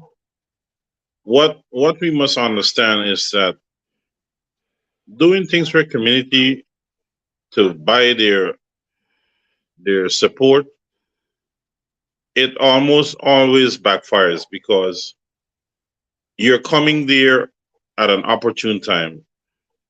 If the PPP was a caring government or a government of the people, they would have sought to fix certain things in the neighborhood that needs to be fixed. If you're looking at their behavior, they're coming to you to buy your silence and your support, and they don't care of what the stress or what the hardships are during the rest of the period.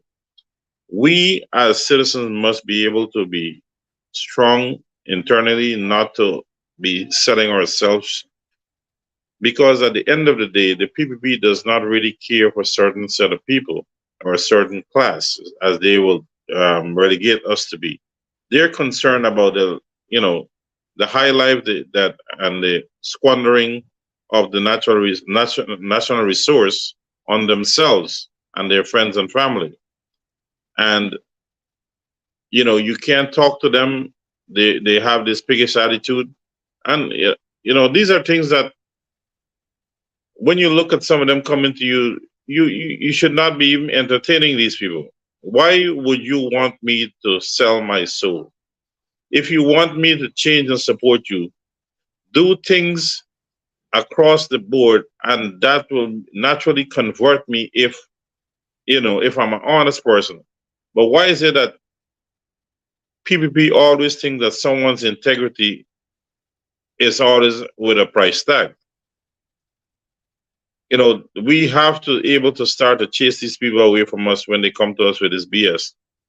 Whatever services and goods has to be delivered to the community, it's a must by whichever government. Do that. You can't be buying people off. It's not going to work after time. People are going to start to realize that their self-respect is being eaten away by such behaviors. Yeah, I agree with you, JR. People get wise to these type of behaviors. That being said, I could understand totally the people not voting for the PPPC because look, there is so many roads and streets across Guyana that is undone. So infrastructurally, the PPP is not updating and upgrading the villages. Okay, that's one. Two, there is no money flowing to the people. Now, if you had set up like I would say, all right, 3 point type of financial stimulus package to the people of Guyana, and I would say I would want to give $1 million to each household because I think that's fair. Based on the revenue and the oil revenue that comes into the country, I would say $1 million to each household. You give them $500,000 up front, and then in the 2 years preceding that, $250 each year. Right? That I think that would be fair. Now, if you do something like that now and you tell the people, okay, the roads and stuff, we're going to be working on those. But right now, we need to take care of you guys first. You see, listen, in all things that you do from a business perspective, even normal living perspective, human capital is always the most important thing. You cannot take infrastructure and make it the most important thing. And then when you talk about infrastructure, GR, you hit on something. You're building all these big tall buildings in Georgetown and you haven't taken care of the drainage and irrigation when it comes to Georgetown. You have a good 25 minutes of a good shower and Georgetown is flooded. Come on, these guys are especially not embarrassed. I would be embarrassed.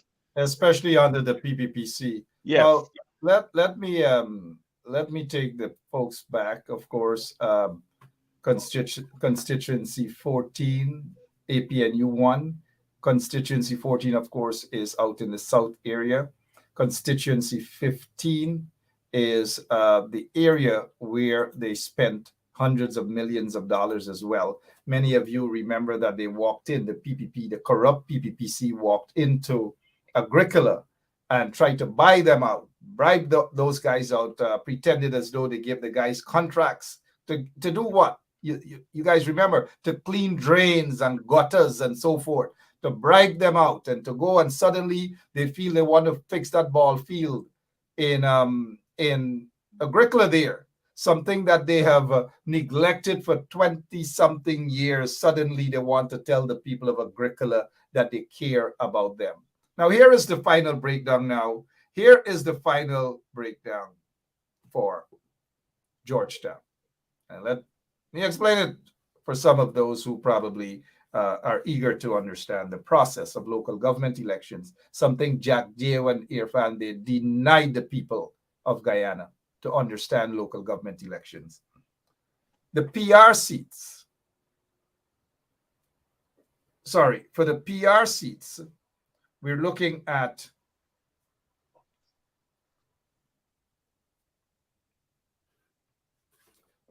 for the overall seat, the 15 constituencies of Georgetown, the 15 constituencies, APNU won a total of 10. PPPC won 5. So 10 seats for the coalition. 10 seats for the coalition, 10 seats for the coalition.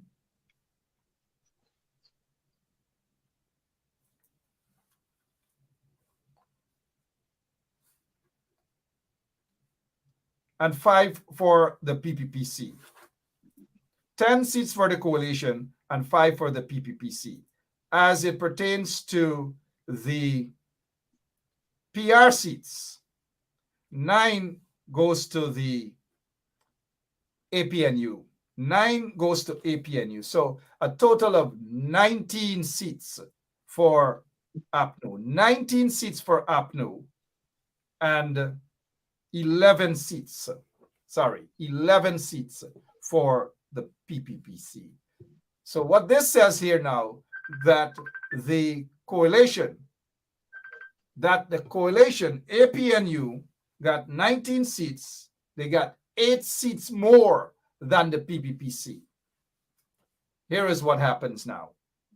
The PPPC lost Georgetown by 8 seats. So very soon, when these councillors are sworn in, and now here the tricky part. Let me see if you guys know. Guess who has to swear these councillors into office now?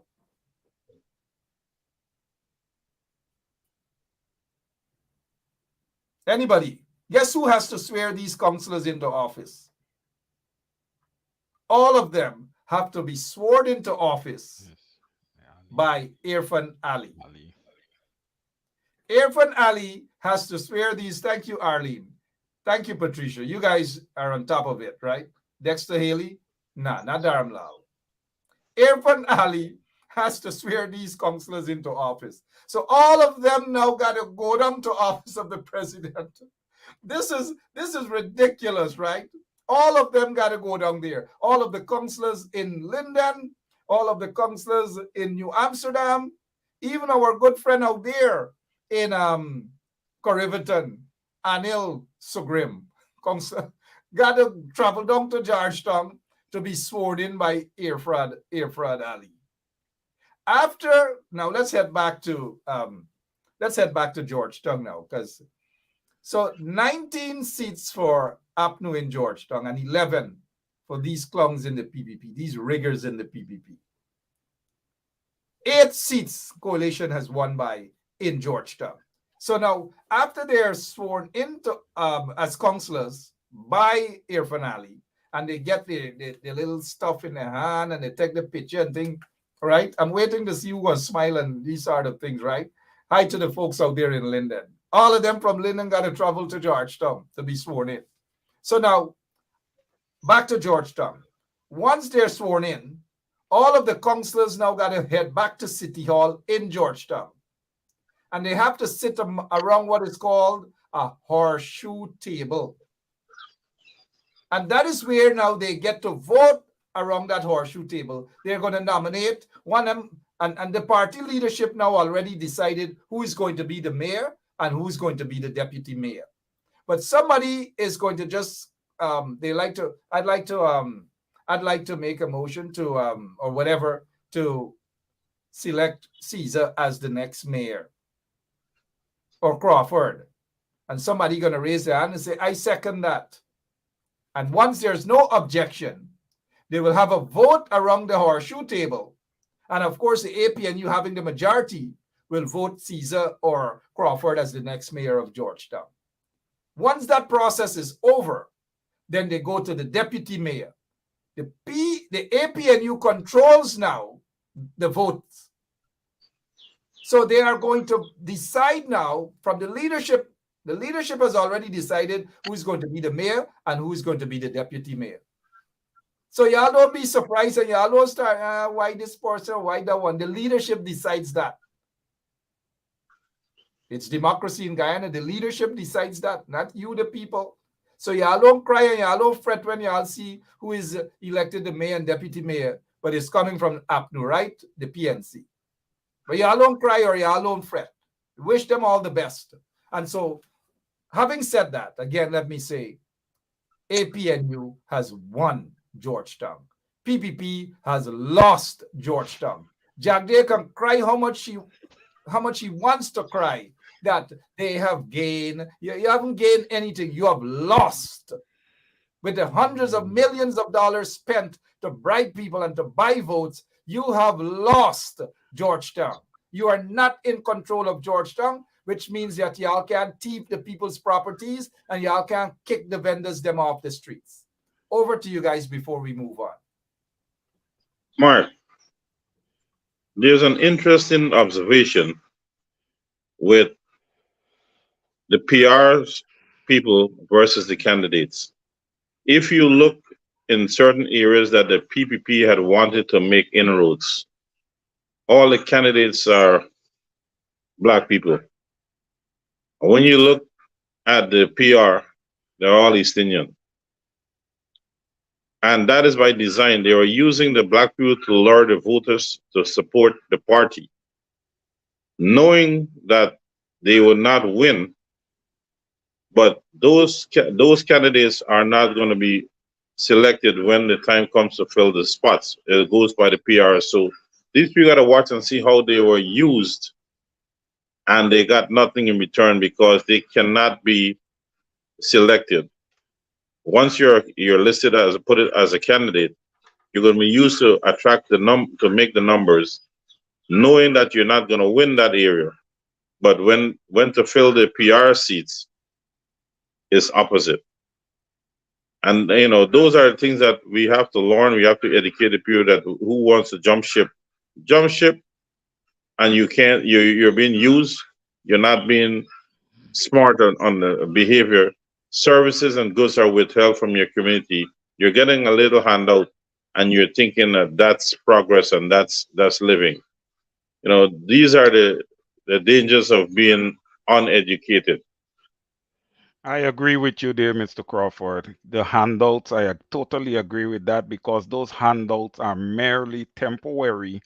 What I would have liked to see is that, the PPPC would have fulfilled that mandate and that promise that they would have made during the election run of 50,000 jobs to the Guyanese people. Instead of that, we had 3,000 people. 150,000 jobs.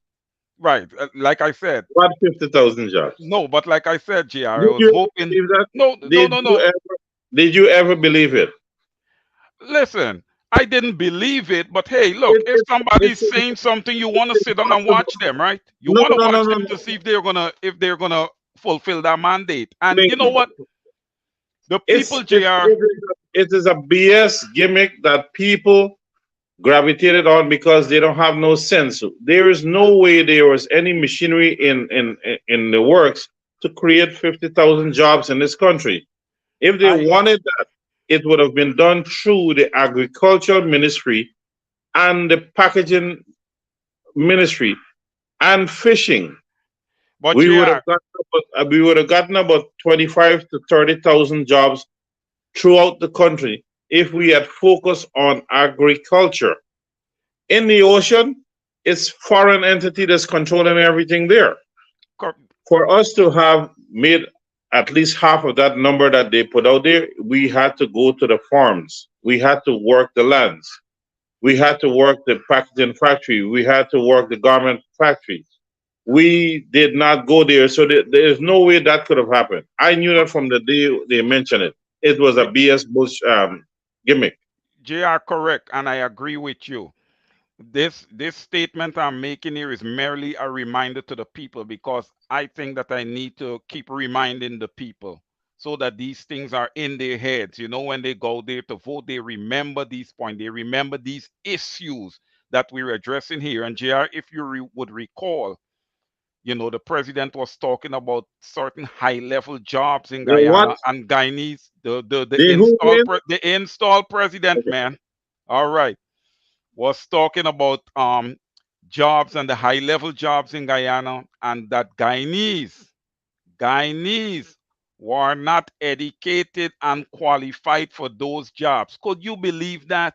I would have the nerve to talk about, listen, I am the government of the day, and I'm throwing my people under the bus, telling them that they are not educated and qualified for jobs, man. These guys got Wayne, some real nerve, man. Wayne, I'm really telling you, man. Wayne.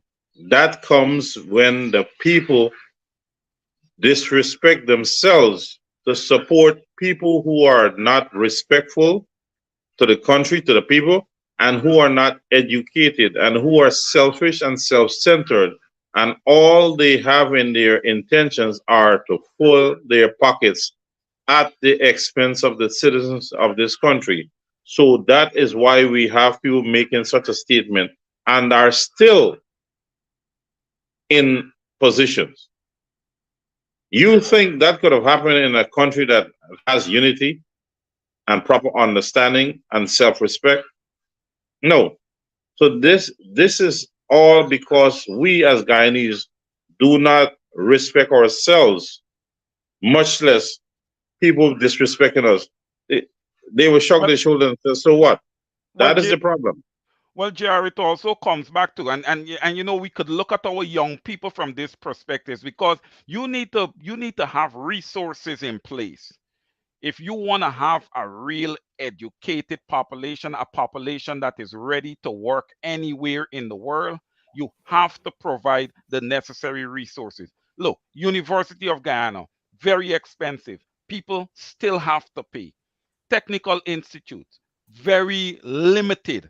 You know, When there is no there some of them are halfway closed, some of them are completely closed. You know, they don't have resources, they don't have we the don't proper. have to pay the University of Ghana win. They can't win you in court because the Constitution trumps any law. The law says free education at university. JR, What are is they? it free? JR, is it free? It doesn't matter. They can take you to court. You can win the case. How is it that a judge could rule against the Constitution? JR, what have the PPP done with the Constitution of Guyana, JR? What Because have the nobody is PPP forcing the done with the judge's Constitution hand. of Guyana? Mr. Gentlemen, the PNC and the coalition partners should have made moves to get the judge answerable to what you've done to breach the Constitution. We cannot breach the Constitution and get away with it. It's the supreme law of the land. And I would say that right now that the coalition was also guilty of charging people university fees when the Constitution guarantees them free education. So they themselves on that aspect was guilty, just as the PPP are doing. It is in the law, free education from nursery to university. You can't beat me if I take it to the highest court in the world. You're going to pay me cost. Guys, Just so remember that. Well, JR, we have so many young people, so many young, vibrant, intelligent people who are now attending the University of Guyana. They should put that together a quorum and take this to court. that is exactly what another error by the PPPC, that they deprive not only the young people or people in general of local government elections and understanding of the laws and so forth, because a lot of people don't understand local government elections. It is what they have done to the education. Those who should have been attending the University of Guyana for free, that was snatched away from them by the PPPC. And by virtue of that, for 23 years, the PPPC has denied young people or people in general, people as not so young like me, older folks like Francine Cruz and others, and like older folks like JR and Caesar, And deprive some them the opportunity. idiots like Christine Edwards. I know, JR. They have deprived people the opportunity to go to the university. The PPPC did that. They Did have that for a deprived, reason. yep, they have deprived people the opportunity to understand the significance of local government elections. Now let's compare 2018 elections, local government elections, and the just concluded or not so yet concluded compliments of the jiggery pokery going on probably right now in GCOM there. 2023 local government elections. In 2018, APNU got 21 seats. 21 seats APNU got in 2018 in the local government elections. 21 seats. PPP got 7 seats. 7 seats PPP got. APNU got 21 in the 2018 local government elections. In 2023, where the PPPC spent over $1.5 billion, this corrupt installed PPP regime, a regime that rigged its way into office and were installed. It's an installed regime. Don't be fooled by that. Politics, and those of you who understand politics would obviously conclude, or any right-thinking person, that this is an installed corrupt regime. Don't be fooled. Don't be misled, guys. This is an installed regime. Now, in 2023 local government elections, APNU got 19. Remember in 2018 they get 21, but now they get 19. They lost 2 in terms of the PR and so forth. And also, Mark, for the realignment of boundaries. They got 19 now. 19 compared to 21. And they get 19 now despite the $1.5 billion this corrupt installed regime, this corrupt installed regime did to the people of Georgetown. They weren't able to beat APNU. They weren't able to beat the PNC. Let us not be misguided, guys. Let us not be misguided by political neophytes. We have sufficient reasons to celebrate this victory here. Sufficient reasons to celebrate this victory. Now, the PPPC got 11. Now, you guys tell me this, man. Let's do the math. You spend all that hundreds of millions of dollars, maybe close to $2 billion in attempting to corrupt the system. And you couldn't demolish the APNU in Georgetown, and you still want to celebrate the PPP, that is, you still want to call that a victory? It is no goddamn victory. This installed corrupt, this regime that has rigged its way into office. And that is why we're saying, Aubrey, and these people got to come out more with their press conferences to talk to their support base. If they don't talk to their support base, others are going to take control and talk to their support base. And Aubrey and them are not going to like what the others have to say. You can't blame nobody else but the leadership right now, they're not talking to their support base. One press conference over the past 48 hours is not sufficient. Mr. Caesar. I agree with you, Mark. There should be consistent updates coming out of the opposition camp. And this is something that we've kept on preaching over and over again. Look, you came out victorious in Georgetown, Linden, and New Amsterdam, and a lot of areas along the East Coast. And you need to come out and let the people see you. Come out, let your voice be heard. Listen, the work is now getting started. This is a nice, it's not a mighty victory, but it's a nice victory to start off with. And I would have been expecting that we would have been getting consistent update from our GCOM commissioners, from the opposition, but I don't see that happening, and that is what gets voters upset. Because they would have went out, they would have gotten up, they would have went out early, they would have done their job, which is exercise their democratic right, and they would have voted. Sometimes when people vote and everything, you got to come out. Sometimes you have to consistently thank them, to let them know that, you appreciate what they have done and you continue to encourage them. So even if the leader didn't come out, you know, some of the MPs could have probably came out, And listen, And it's and, not too and late to to their be on the credit, ground. there are some of the MPs who came out. You can tell those who are genuine. Uh, the general secretary came out and she was very, very appreciative and to thank supporters and so forth. So there are some that came out, but what I want to get at is the leadership needs to be out there more, speaking to their support base.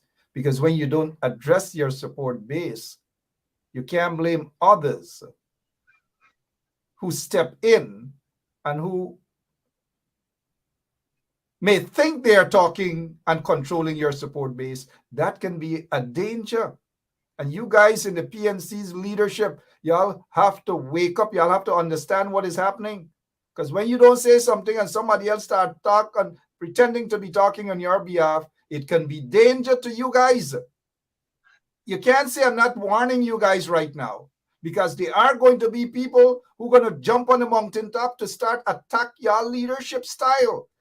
Something that we have been saying for a while right here. Go out, talk to the people, meet the people, show some appreciation to the people. Look, with all that we have been doing here and calling the people out and supporting, even at times when we are critical of the leadership of APNU, we didn't throw APNU or APNU supporters under the bus. We continue. And had it not been for contributions like on this platform and other platforms, and majority of you who are listening right now who supported, went out there, voted, call your relatives to vote and so forth. I see where you're coming from though, Mr. Caesar. But Mark, I want to add one more thing. A little appreciation. Mark, No I one want to. from the leadership calls and say, hey, we appreciate what you guys are doing at 107.1 FM. Thank you guys. Well, of course, thankfully, we have someone who has that bit of humility, the General Secretary, who has done that. Don Hastings Williams. Thank you. But we need leaders that have that sort of humility, that was able to pick up the phone and call folks and say, thank you. It goes a long way. Thank you. But we will deal with that on some other occasions. We just want to thank the people of Georgetown for going out there and standing up against the corrupt installed PPP regime, the corrupt installed PPP regime. They have been installed after rigging a government, after rigging an elections. There's no ifs, ands, or buts about that. It is politics. It is simple politics 101. That's what it is. They've been installed after rigging the goddamn elections. Go ahead, guys. Mark, I just wanted to add one more thing there. Sure. You're on the ground before the election and everything, motivating, meeting the people and everything like that. Listen, a day or two after the election, it doesn't hurt to go back on the same ground and shake hands and thank those people for coming out and vote. It doesn't hurt, and it kind of put a feather in your cap there, because you would have shown up back in person to thank them. I would like to see something like that at some point. It's not too late. In fact, if I had my way, protesters folks should have been in front of GCOM demanding transparency, demanding that the process be democratized. It is not. They're hiding, and in my opinion, they're cooking up books, they're cooking up votes, and all manner of things there at GCOM. People don't trust GCOM. People don't trust the chairman. People don't trust the CEO and the deputy CEO and so forth. People just do not trust them at all.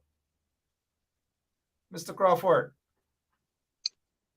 Mark, what I would like to see, as yes, we are celebrating, and I, we have to live with the numbers.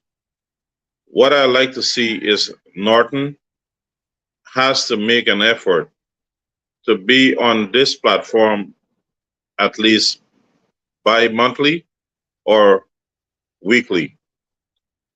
You can't have chips on your shoulder towards the people who have been carrying the fight for you when you should have been in the front on the front line. Two, Rickford Burke and Sherrod Duncan, they ought to start to behave in a proper manner with their programs and their overlapping and concurrent running of program. They're defeating the purpose by not giving respect to other people's program, especially when the time slots are entrenched. Sherrod Duncan needs to pull his plug at 9 o'clock. Burke needs to run his program at 10 o'clock if he has one, and stop running concurrent programs or rolling into other programs. We are here for one purpose, and that is to defeat the enemy and not to be pulling and disrupting the audience because we are not getting our information out properly because we are overlapping on each other. Two, the third point, Guyanese people must understand that when people are starting to interfere with boundaries, they're playing with your representation. We must be very, very vigilant. We must be able to listen to people when they come to us with information, especially our party. And we must take actions against people who are interfering with our bases because our services and goods are not being delivered. Stop falling for false promises. Stop going to events where people do not have respect for your ethnicity or your political affiliation or even your village that you live. Do not pay them no mind. You know, too many times you hear people saying, oh, I just went there to listen. No. Go and listen to your people or go and read. Read up upon the history of where we came from or where we were supposed to be going. Don't give these people any time of the day. And most of all, resist the temptation of being bought with false promises. The track record of this organization has proven that certain people are only there for a period of time. And I'm going to point one thing out. Look at the Smalley issue. He has served his time and he was expired. Hence, look at what become of these last days. And we all got to understand, when you take monies from people for the wrong reasons, you are being bought. And like they said earlier in the program, then you can be sold. And not only can you be sold if you're bought, but when you're bought, you can be expired. When you have run your work, they don't need you anymore. They'll push you to the wayside. Some of us may be lucky to be pushed. Some of us will be killed in the process because we would have known too much. So you guys who are still on the fence or who likes to take crumbs, learn the value of self-respect and learn the value of privation and learn the value of being in control and ownership of your destiny, of your communities. Well said. We are consistent with our message here on 107.1 FM. We are very consistent. We are not in this game for likes or to see how many viewers you can get. The message is far more important. Of course, you like to have big viewership, but what's the sense with big viewership when the message is incoherent? You've got to get some message for the people. And so we, for the most part, we stick to our time. We understand that, but we are not in the game of excitement. We are not shock jocks here, as Lemon would remind us. We are not shock jocks. We deliver goods to people, solid information, and so forth. There are times when we add a little humor, yes, but this is not a shock jock show.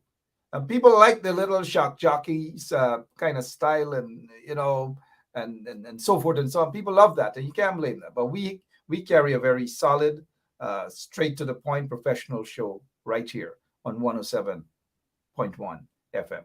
So those who want to run into our time, we're no longer bothered by that. We understand the game, and sometimes it can be a bit infantile when you don't understand the real struggle.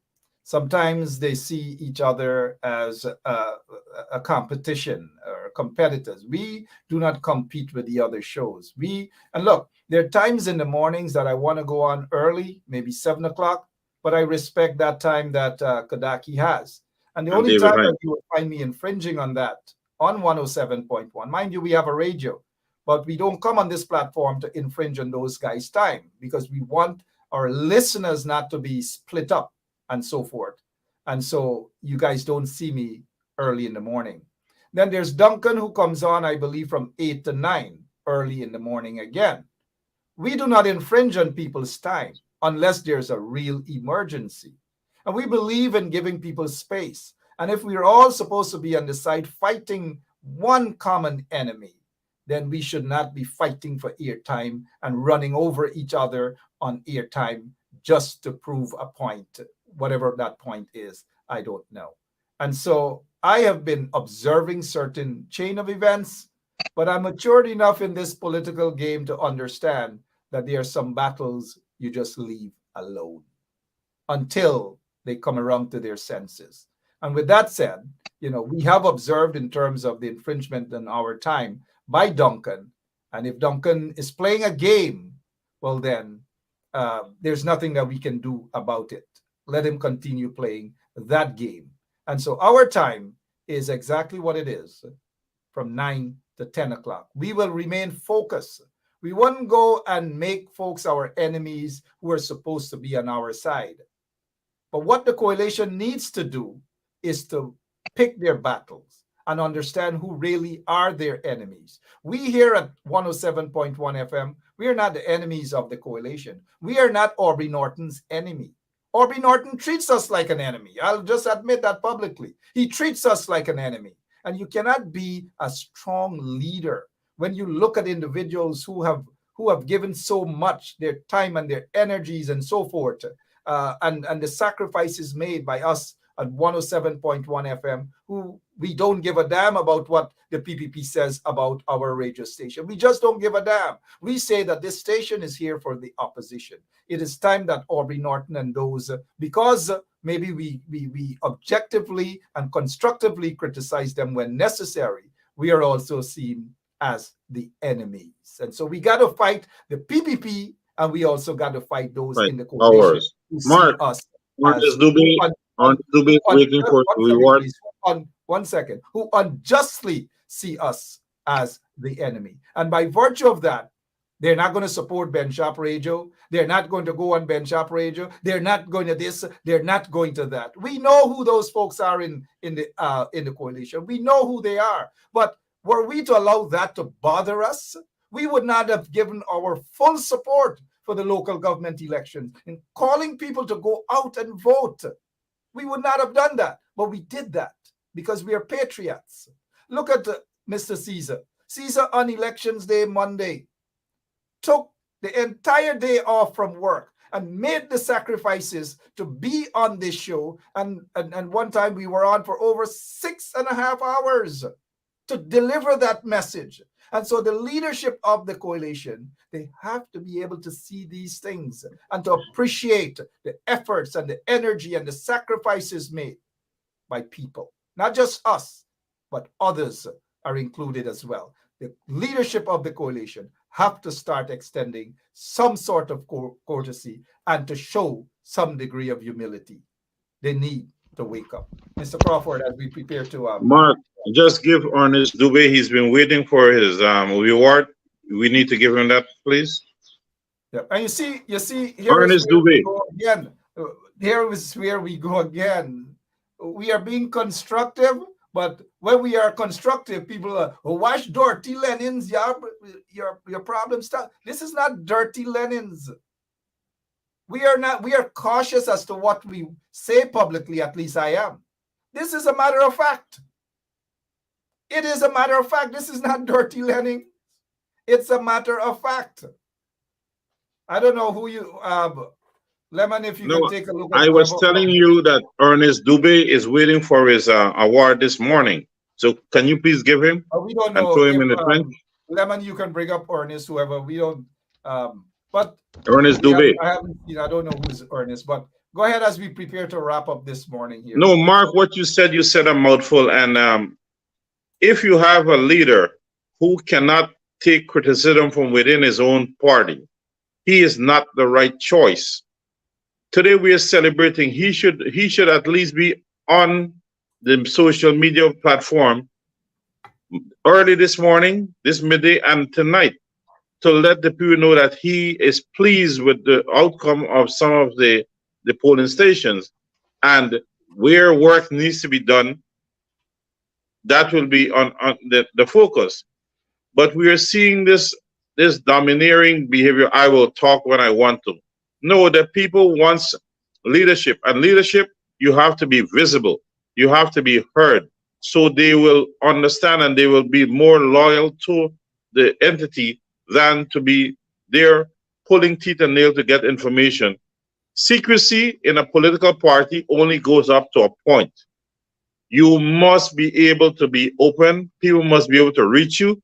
People must be able to voice their concerns and their recommendation. It must be taken at hand. You cannot just be this dictatorship. This is not colonial days. We are not under masses rule. So Norton is dropping the ball, and for 2 years he has not learned that the people's way is not a personal lifestyle. When you go into leadership, you have to be something totally different than being in a house. You have to be there for the people. And especially with a multicultural society, you're dealing with more and more different complexities. So he has to understand, if you can't be for the people, you cannot be the leader. Nobody's saying you're not a good political person, but you may be good at a general secretary position, or a treasurer, or a council, something of the sort. But when people talk about and make recommendation for the leader, some of his avid supporters are not even thinking before they run off with comments. You are affecting the growth of the party with your inability to address issues. And this is a major issue by GCOM not addressing the nation. All right. Well said, Mr. Crawford there. This is a time to celebrate. There are still issues that will be dealt with privately, and there will be constructive criticism against the leadership or anybody in general. It doesn't mean constructive criticism mean that you don't like somebody. We have for a while been saying that the MPs need to go out. They need to do more work. They need to be seen around amongst the people. This is not a situation where I hate any of those MPs. Most of them I don't even know personally. And a lot of you guys will be surprised that, look, Mr. Henry Rodney, this is not a place to say shut up or whatever. You see, that's the problem. People offer their opinion, and even if you disagree, you can't be telling big people, but shut up on these are. Henry, please, this is not the forum to come here and tell anyone to shut up when they're offering an opinion, a constructive opinion about situations. Do not tell anybody to shut up here. Tell that to the trench crappos them. And that is the problem we have with some of these folks. We see the comment from Francine Cruz as well. Francine Cruz is always, Francine Cruz is talking about Bam Bam Ali mentality. I don't know whether you guys will agree with Francine Cruz there or not. I don't know. But good evening to the folks, or good morning to the folks at the Long Island Nursing Home. We got to get this thing going as a coalition. And I consider myself a sympathizer of the coalition, a supporter of the coalition, not necessarily a member of any of them, but I'm a supporter of the coalition. We want to see the backs of the PPP. They must go, but they can only go if there's unity. There shouldn't be no fighting down of who fight down for airtime and who run over people airtime deliberately, mind you, deliberately. We've been watching, and I know a lot of you guys are big and y'all have sense. Y'all know exactly what is going on. Y'all big and y'all have sense. And when they run us down here on 107.1 FM, y'all don't blame us when we retaliate. But for now, we have taken the high ground. We're not retaliating. We operate a radio station, not just a Facebook page where we put on Facebook camera and we go on. We operate a radio station. And every day we have to operate a radio station. We don't complain. We don't And pay complain. yearly dues. We don't complain. We don't get any support other than you guys who support us with your comments, and occasionally you'll throw something in the bucket. We don't get any sort of support from the opposition. The PNC, the AFC, none of them we do not get any financial support from. None of them, not a cent. And we don't ask.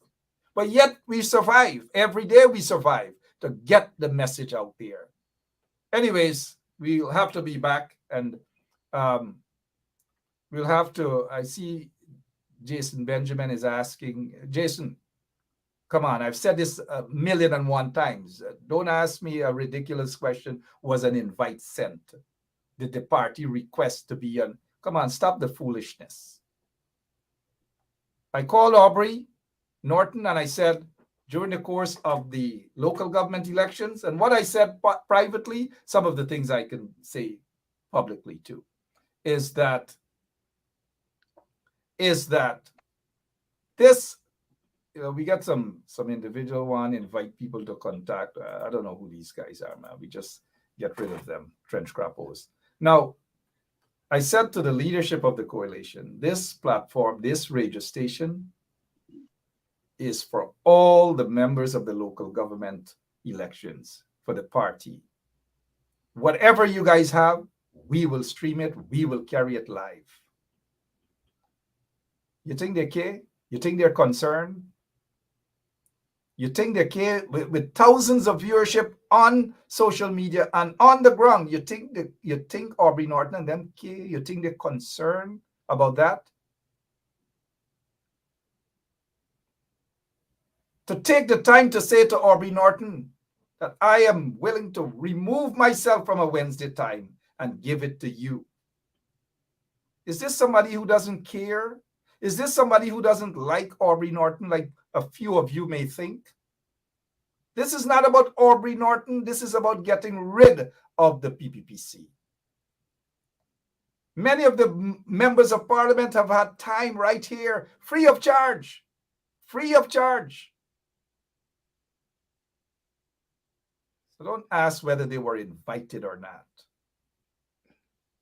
We have to change the mindset of some of these individuals who have been selected/elected to rule us.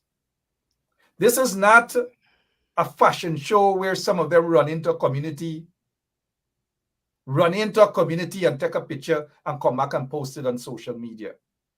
This is not a fashion show, guys. Politics is real.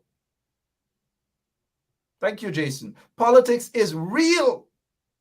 Politics is not a part-time job that when some of the MPs go to represent folks in a community, they feel is a favor they're doing you. It's not a favor. They have been elected to represent your interest. And if they're not doing that, we will call them out right here on 107.1 FM. Whether they vex or not, we will call them out here. This is not a fashion show. This is not when an incident happened, you run in there and take a quick picture and run back out. You've got to be there before situations get to the point that we see some of them have gotten. That is what you call true representation. And if they don't like it, well, too bad. We will continue to survive. Bench Up Radio will continue to exist even without their support.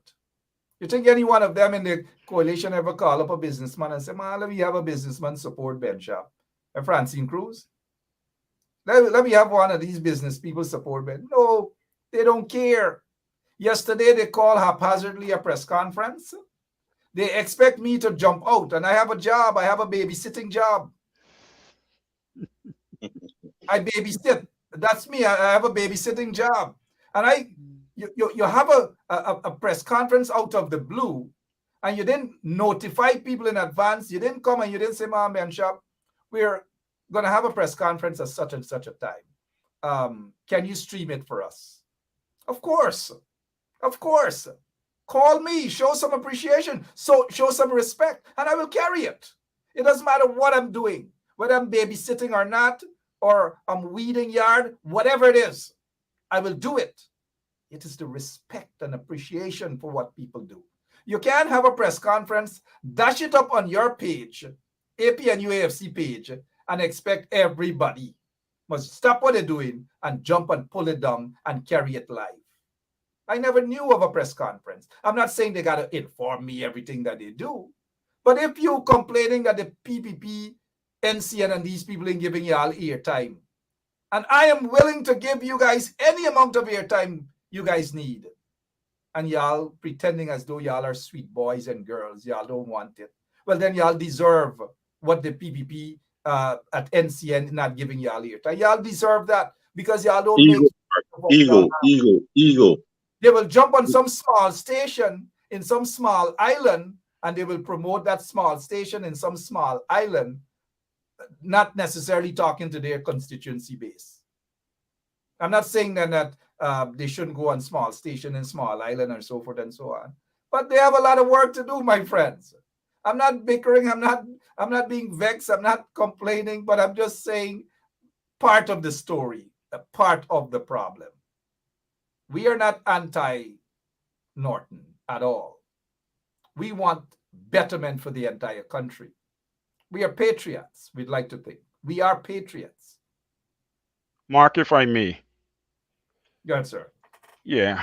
And you said that, Mark, and I'm glad that you said that we're not anti-Norton, because I am a staunch supporter of Aubrey Norton. He has been with the party since a young man. So when he would have gotten this position, I thought it was right in line, and he deserved to have gotten the position after years upon years of work. That being said, when you're in a box and you're dealing with what's in the box, being an opposition leader is not an easy thing. So sometimes you just have to look outside of that box and take that constructive criticism, that perception of that person who is outside talking into you, because sometimes when people are on the outside looking in, they can see something that you can't see. And I would like to suggest one of the solutions for the APNU, PNC, and even the AFC is for them to get a public relations person, somebody who is smart, somebody who is on the ground, and they could have one additional person with that person. And then they can also go out to a school, and you could find a few kids that are doing well in school and ask them if they want to do something like an internship, and you have those kids work along with you also. And you guys would just analyze the whole scope of the country, what's going on. Do we need the opposition leader to be speaking here? And they can put in place a schedule for Aubrey Norton, because it's a lot. I wouldn't want to jump out and say, oh, Norton doesn't want to come on bench up radio. But he's in that box right now, and I don't know what's going on. None of us don't And know mind what's you, going on in that box. No, no, no, no. the Yeah, pattern is consistent. Not just about bench operator. The pattern is consistent. I agree, And I don't Mark. know what Francine. I think we may gotta give Francine the donkey today. Francine Cruz. We may gotta give Francine Cruz. This is not blah blah blah blah blah blah in Francine. Sometimes we gotta be able to speak the truth, and that is what we do here. We are straight up, Francine. Right? I know Francine is a member of the WPA, but we got to be straight up, Francine. Right? We are speaking the truth. This is not just about the pattern seems to be consistent across Mark, the board. Mark, Consistent across the board. Mark, and I am 100% agreeing with you. I'm agreeing with JR also. It's not a good pattern. But when I see something like this, one of the first things I try to do is look to a solution. Right? I listen, you could have all these intelligent people in a party, and they miss some of the smaller details that they should be picking up. The party, Mark, needs a PR person or persons, I would say. Minimum. Political, you see, political PR is different from just putting somebody and say they're PR. Political Those PR, because PR, if you yes. don't have that political vision. Anyways, guys, I got to clock back in on my babysitting job. Closing remarks from Mr. Crawford. Mark, I see some knuckleheads here on Dubai, Trench Francine, Crappos, the Trench Crappos, they're gone. Thank and you, Lemon. They're you gone. know, no, no, these people don't understand what leadership is. You cannot be an uptight leader. It might have worked 16, 1700s, not in the 21st century. People wants to be in the know-how. They want to know that their support is not being taken for granted or is being ignored. But wait, sometimes Norton you had might get a PR team, and if you have somebody who doesn't understand how PR works, who is in the leadership bracket, then there's no sense you have a PR team if you have somebody who feels that they could do everything. They're what PR has experts, they're lawyer, they're everything. But continue.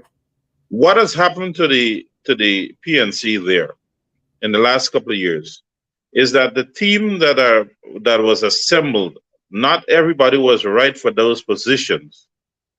And we haven't gotten a treasurer. The treasurer is on his own party, crossing out other people. The general secretary, well, we finally get that fixed. What has happened is that we many of us tend to get into position and make it a public position, albeit, but make it into a private behavior pattern. What you do at home, you cannot do as a public person. You have to be able to sell yourself. You have to be able to sell your ideas.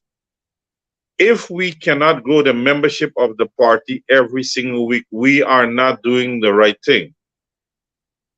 You have to be able to disseminate information out there to people.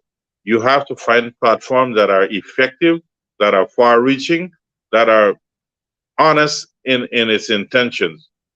We cannot just come on a Tuesday and make blah blah and that's it. That is not communicating with the people of the members of the party. The leader of the PNC must remember that the party is bigger than him and also as a regular member. The party is bigger than all of us. So we must do things to benefit the party if we want it to sustain itself. If we want the party to be victorious, we have to be able to listen to other people. We have to be able to try new things. We cannot be set in a slave mentality mindset of they got to listen to me on this day. No, we have to talk to people. We have to break rhythms. We cannot have set patterns where people are going to pick up how we operate, how we respond.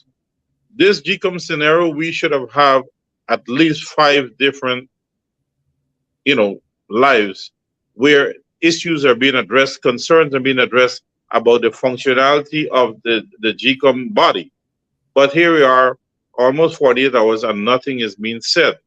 And that is an effective way to manage the country's affair. Remember, especially the MPs, you are being paid by taxpayers' dollars. These are things that we need to have an input on what is going on. We took the time to vote because we want our democracy to hold true. And this is not acceptable. Well said. Thank you. Mr. Caesar, your closing remarks, please. Yes, Mark. My closing remarks again, I want to say congratulations to the Guyanese people all across Guyana who would have gone out and voted for APNU. And also, I must say many thanks to the PPP supporters who would have not gone out and vote for them in a stand of solidarity. It is always my belief that at some point, the Guyanese people, all of them, all ethnic groups, will become wise and understand that they are stronger when they stand together. That being said, I must agree with you, Mark, and Mr. J.R. Crawford. This was a critical local government election We're still awaiting GCOM to come forth with the results. In the interim, I would say that the opposition needs to be updating the public at least 2 times a day. I would say every 12 hours, or if it's 3 times a day, every 8 hours, we should have some type of an update because this was critical. There are people who are sitting and are waiting, just like the three of us here. We are Yep. sitting, we are waiting for results, and nothing is coming. This was done since Monday. We are here at Wednesday, past half day on Wednesday. Why is the results not out as yet? We had a very, very low turnout. This is quite concerning. And I know Mark would have said earlier that GCOM might be cooking up the books. Well, Mark, I'm going to say this to you. Whatever cooking they're doing to the books, whatever cook up that they're going to deliver, it better taste good in our mouths because there is going to be problem if it doesn't taste good. That's my closing remarks. Thank you so much. A lot of cooking up indeed. We're still awaiting GCOM. Uh, the commissioners, the opposition commissioners of GCOM should have already had their press conferences as well to inform the public as to what is happening, why the delays, and what has happened really. We need to hear from the commissioners there at GCOM, Mr. Corbyn, Charles Corbyn, that is. We need to hear from Mr. Trotman, and we need to hear from Mr. Vincent Alexander, albeit we have heard a few times from Mr. Alexander, but they need to, and thank you, Mr. Alexander, but they need to have a press conference amongst the three of them so that press persons can ask them questions. And when they ask those questions, you folks will get a better understanding as to what has taken place or what is taking place there at GCOM.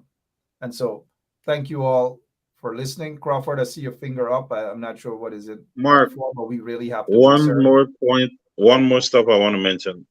I think the current commissioners for the PNC at GCOM has outlived their usefulness, and it's time for them to be replaced with younger folks who, who have shown loyalty to the PNC party. We were seeing too much ego flying around when it comes to certain behavior pattern, and this is not helping the party to be in the know-how, to have more vocal points out there. And nothing against them, but they've served their purpose, and it's time to replace them. With the rate we're going, JR, is like everybody got to be replaced then. And we're stuck. If the people want clarity. One second. I think the commissioners at GCOM are doing a good job, but can they be doing way better? Yes. I would say yes. And where I don't agree with them is that in these modern times, a lot of them don't understand, I assume, social media because they are, and they are a bunch of people who are above their age here. They know about social media, like, I don't want to call their names, but people like Francine Cruz and those people, Francine in her 80s, right? They know how to handle social media. And this is a social media era that we are in. And our folks, whether elected officials or so forth, they have to understand the usefulness of social media, and they have to capitalize on that.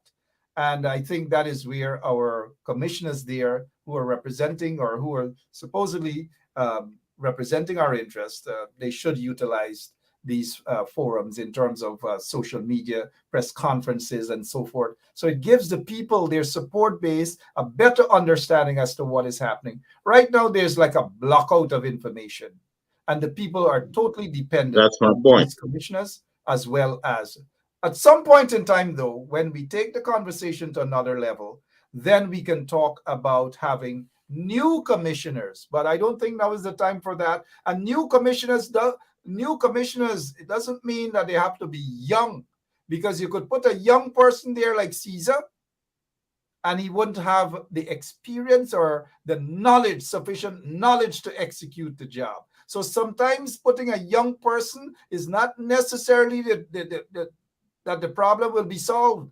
So y'all gotta stop with putting a young person thing. I've made that error. I've made that mistake. Oh, young people, young blood, young people. But young people, yes. They get some young people with old people mentality. They're some of not old people. Some of young people are visionless. Mark, Visionless. you Some must young be able people to are spot talents. corrupt. Some young people in politics are corrupt. Some of them are Mark, those guys basically are there. 20 One years second, out of the league. we can't talk over each other, Crawford. Some young people are corrupt. You put them in there, and they're just out for hustle. Not all of them, mind you. So we got to put people who understand how to serve people when they're elected into office, whether they're young like me, whether they're middle age like Caesar, or whether they're old like you. That is exactly what we have to put visionaries into office. So you're saying old people are not corrupt? No, I'm not. I've never said that. I've never said that, Mr. Oldman. But it Mark, looks as though could I make one point here? we Yes. have all week. Go ahead. Yeah, good. Go ahead, Mr. Let's start off with this. First, you said I was 75 years old. Then you went somewhere in between 50 and 75. You just say young people like Caesar. Then you come back and you say middle age like Caesar. So that's it. That's the only point I wanted to make, Mark. So There's a you Caesar. continue. There's a Caesar watching. There's a Caesar court Caesar watching the program. You're not the only Caesar. Not one dog named Pompey. Mark. Thank you all so much, man. I appreciate it. Yeah, but Crawford, Mark, before you go, those three commissioners are too old. They are not aggressive. They don't understand that the younger generation is an impatient generation. We need to have people. There are many talents out there that can fill those seats. So don't tell me that we make mistakes. There are very good people down there that can do a better job. They have outlived their usefulness. They are too comfortable. They're set in their ways, and we must wait on them. No, we are losing our democratic freedom here, buddy. Thank you so much, Mr. Crawford. Did I see All your right. finger up there, Mr. Crawford? One more. Huh? One more thing you said? No. I am going to look sorry. after my chickens. You get your babies, I got my chickens to look after. Thank you so much, guys. I appreciate it. Thank you. It's a pleasure. Yeah. Mr. Crawford there, Mr. Caesar, and all of you. We hope that you've been informed in whatever little way. We try our best here, and we hand it over now to the leader of the opposition. If they want to talk all day and night right here, we give them that opportunity. You guys just need that information, and whatever little information is, I know what it does to you guys. I just know it. We can't allow Jack Day to go out there with his lies and peddle his lies and his narrative and fake narratives and these sort of things. We can't allow that. We're not bashing anybody here. We're not. We mean well. We want to see you guys succeed. We don't want anybody's job. I'm a retired protester, albeit I'm not getting pension for that, but I'm a retired protester. I want to see, unless I decide to come out of retirement, and then be walla walla bing bang, right? Against those corrupt PPP folks in the installed racist, corrupt PPP regime. I've got to go. I'll be back later on. And if not later on during the course of daytime, as we would say, then I'll see you guys at exactly 9 o'clock this evening with more of Straight Up.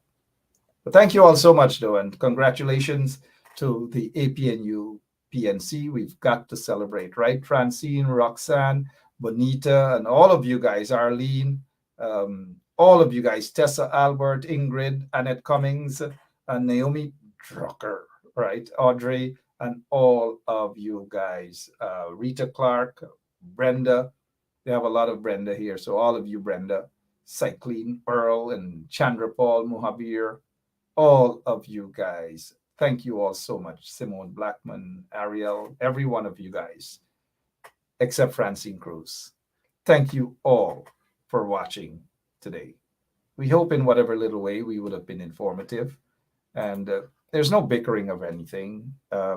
We want, like I've said, the best for the coalition. We want to see the backs of the corrupt installed PPP regime. We want to see them go. And I'm optimistic that they will go. But they can only go once there's unity amongst all of us. I'm not perfect. I must admit that I'm not perfect. There are times that I also make mistakes. And if people can bring me in, rein me in, and say, hey, Mark, that's not the right route you're going. I'm not a stubborn guy. I listen a lot of times and I take constructive criticisms. I've been called all sorts, people throw the mockery at me. I don't mind. People tell me, suck out your mama and all these sort of things. I notice there's a trend, and you guys got to be careful with those sort of individuals. I notice that there is a trend, my brothers and sisters. We will talk about that. Be careful about the umbrellas that you go under, and be careful who bring umbrella to shelter you. They may be sheltering you to take you to walk you into a slaughterhouse. Do not fall for that trick. Do not fall for it.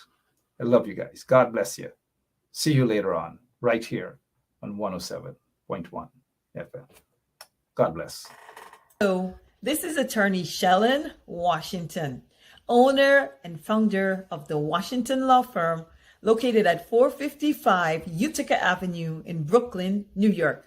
We're specialized in medical malpractice, personal injuries, matrimonial law, and landlord and tenant. If you're in need of legal representation, please give us a call today. The number to call is 718-877-3100. Consultation is free at no cost to you. So call us today to see if we can be of any assistance to your legal needs. Again, the phone number to call us is 718-877-3100. Yeah, this is the elite team. The root team. Yeah, this is the elite team. The root team. Strong team. Number one. PPP team. Yeah.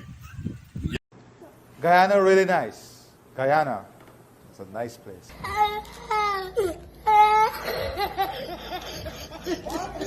And you're confident that you're going to deliver credible and fair elections?